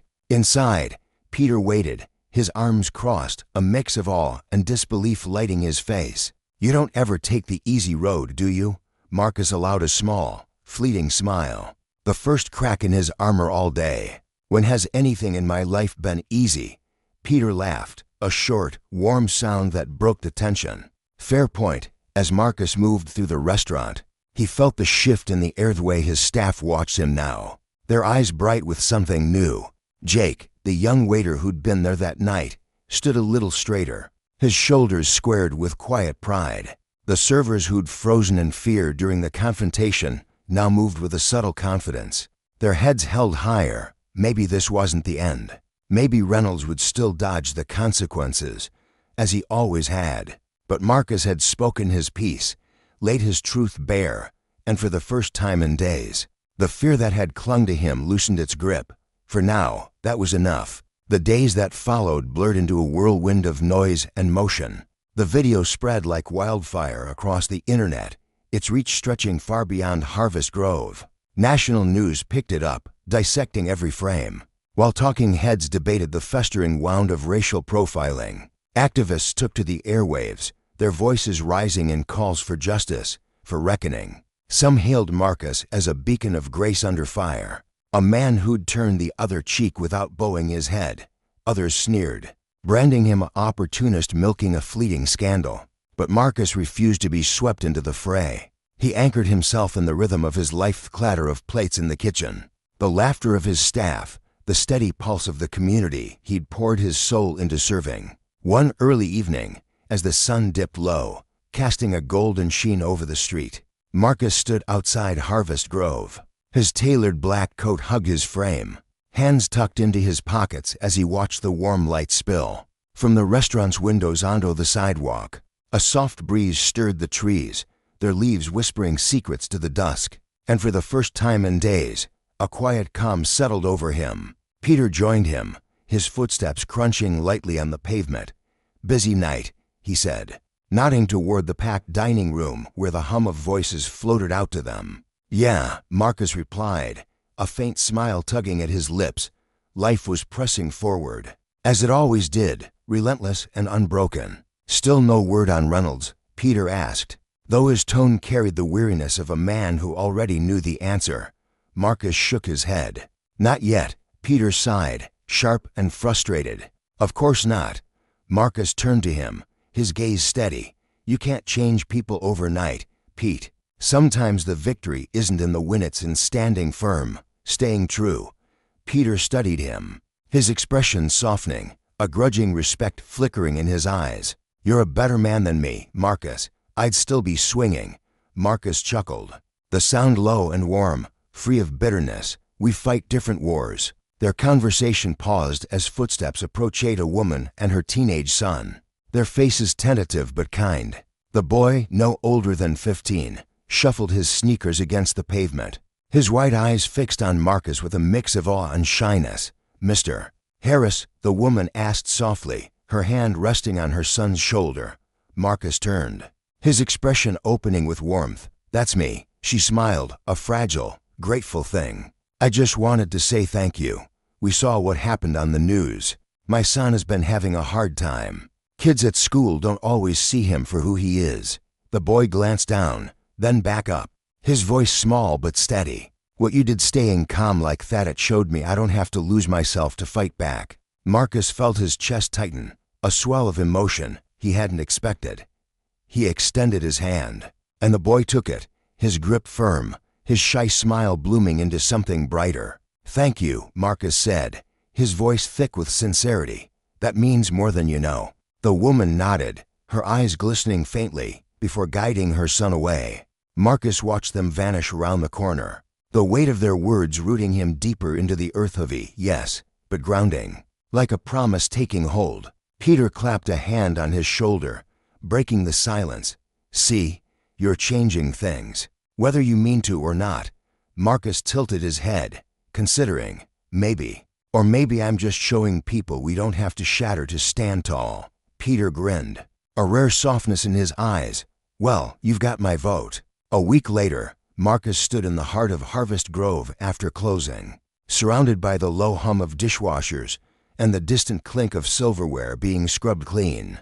The last customers had lingered, their generosity evident in the stacks of bills tucked beneath empty platesquia, tokens of gratitude for the staff who'd weathered the storm alongside him. Marcus moved through the dining room, his hands smoothing over chair backs, adjusting napkins with a care that bordered on reverence. This place was more than a business, it was his defiance, his redemption, a testament to the belief that even broken things could mend. Outside, the world still churned. Reynolds' fate hung in limbo, the scales of justice teetering uncertainly.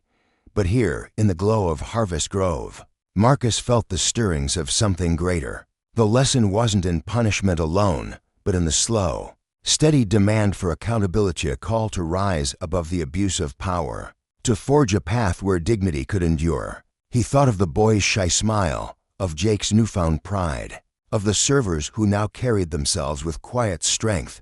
The fire within him burned steady, not to destroy, but to illuminate. And as he locked the door behind him, stepping into the cool night, Marcus knew this was only the beginning. As dusk settled over Harvest Grove, Marcus found solace in the familiar clink of salt and pepper shakers. The day had been long, the restaurant's bustle now reduced to a gentle hum of fading echoes. There was a quiet reverence in this routine, arranging the shakers, wiping down the counter, restoring a sense of calm amidst the storm of a busy shift. Each movement was deliberate, a silent promise to himself that order could prevail, even when the world felt unsteady. The soft glow of the overhead lights bathed the empty tables in a warm amber hue, casting long shadows that danced across the worn wooden floor. Then the door creaked open, its hinges groaning like an old friend reluctant to interrupt. Marcus lifted his gaze, half expecting Peter's familiar grin or one of the waitstaff doubling back for a forgotten apron. Instead, Officer Reynolds stood framed in the doorway, a stark contrast to the imposing figure Marcus remembered. Gone was the crisp uniform, replaced by a plain gray jacket that hung loosely on his broad frame and faded jeans that spoke of weariness rather than rebellion. His hands were buried deep in his pockets, as if seeking refuge from the weight of the moment. The man who had once squared his shoulders and barked commands now slouched, his face etched with lines of fatigue and something deeper guilt, perhaps, or the slow burn of regret. Marcus felt his chest tighten, a dull thud reverberating through his ribs. "You're a little late for dinner," he said, his tone steady but laced with a quiet challenge. Reynolds hesitated, his eyes darting around the deserted dining room past the neatly stacked chairs, the polished counter, the faint smudge of fingerprints on the window panel finally landing on Marcus. "Hey," he began, his voice softer than Marcus had ever heard it, almost swallowed by the stillness. "I wanted to talk to you." The words hung in the air, fragile and uncertain, like a threadbare rope stretched across a chasm. Marcus straightened, his hands pausing over the shakers as he studied the man before him. A flicker of suspicion stirred in his gut. What was this? An ambush? An apology? He couldn't tell. Not yet. He crossed his arms, the fabric of his shirt pulling taut against his shoulders, and waited. Reynolds took a tentative step forward, stopping short of closing the distance entirely, as if an invisible line still separated them. "I messed up," he said, the confession spilling out in a low murmur. "I've messed up a lot of things, if I'm being honest." The admission lingered, heavy and unpolished. Marcus kept his expression even, though his mind churned. He remembered the confrontation days earlier, the sharp edge of Reynolds' voice, the way his authority had sliced through the air like a blade. Now, that same man stood stripped of his armor, his bravado replaced by something raw. "I don't have an excuse," Reynolds pressed on, his throat bobbing as he swallowed hard. "I saw you sitting there that day, and it didn't think.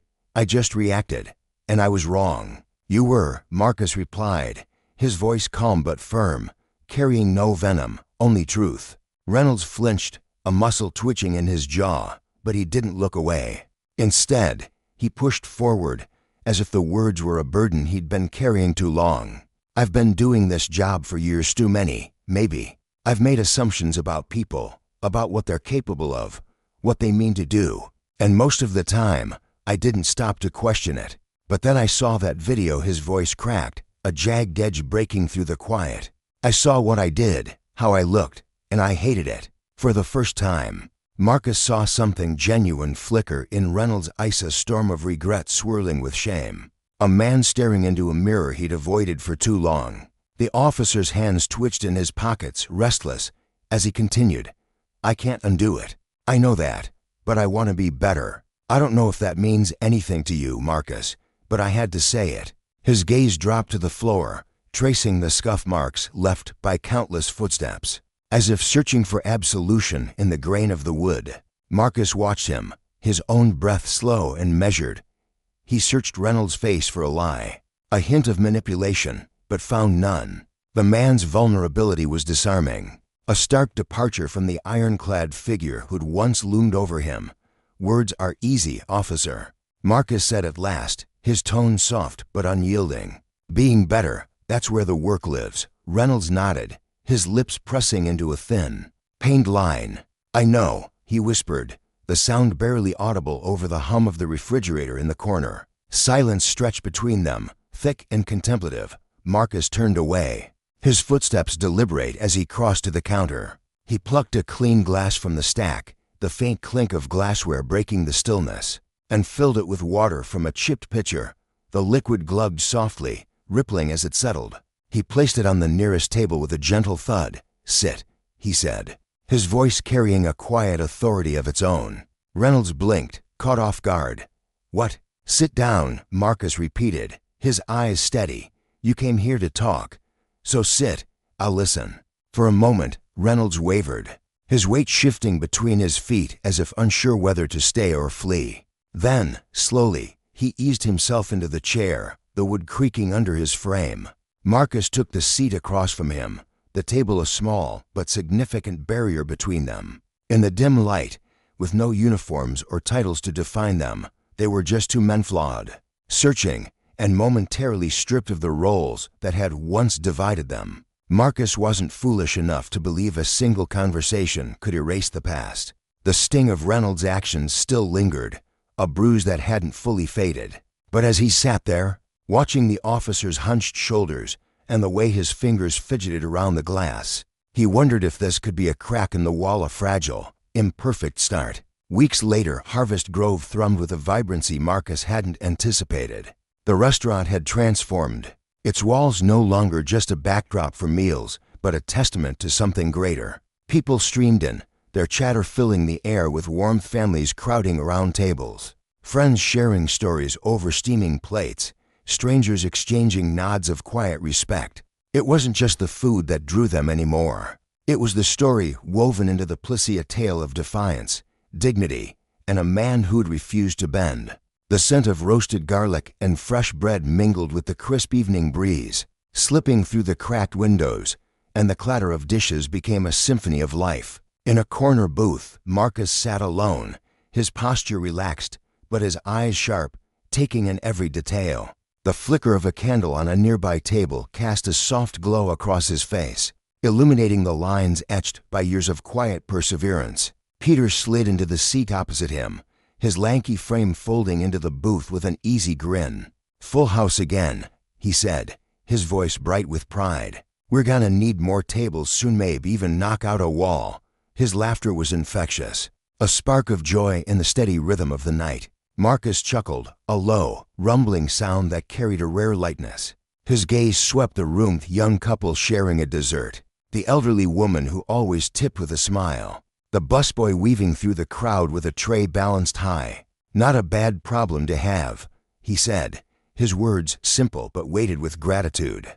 Peter raised his glass, the amber liquid catching the light. "To the man who built this place," he toasted, his grin widening, "and to the fights worth fighting." Marcus lifted his own glass, the clink of their meeting a quiet vow to moving forward. He replied, his smile steady, grounded in a peace he'd earned. As laughter and conversation swelled around them, he let himself linger in the moment. He'd proven something to the town, not to Reynolds, not even to Peter, but to the man he saw in the mirror each morning. Justice wasn't just about retribution, it was about building something lasting, something true.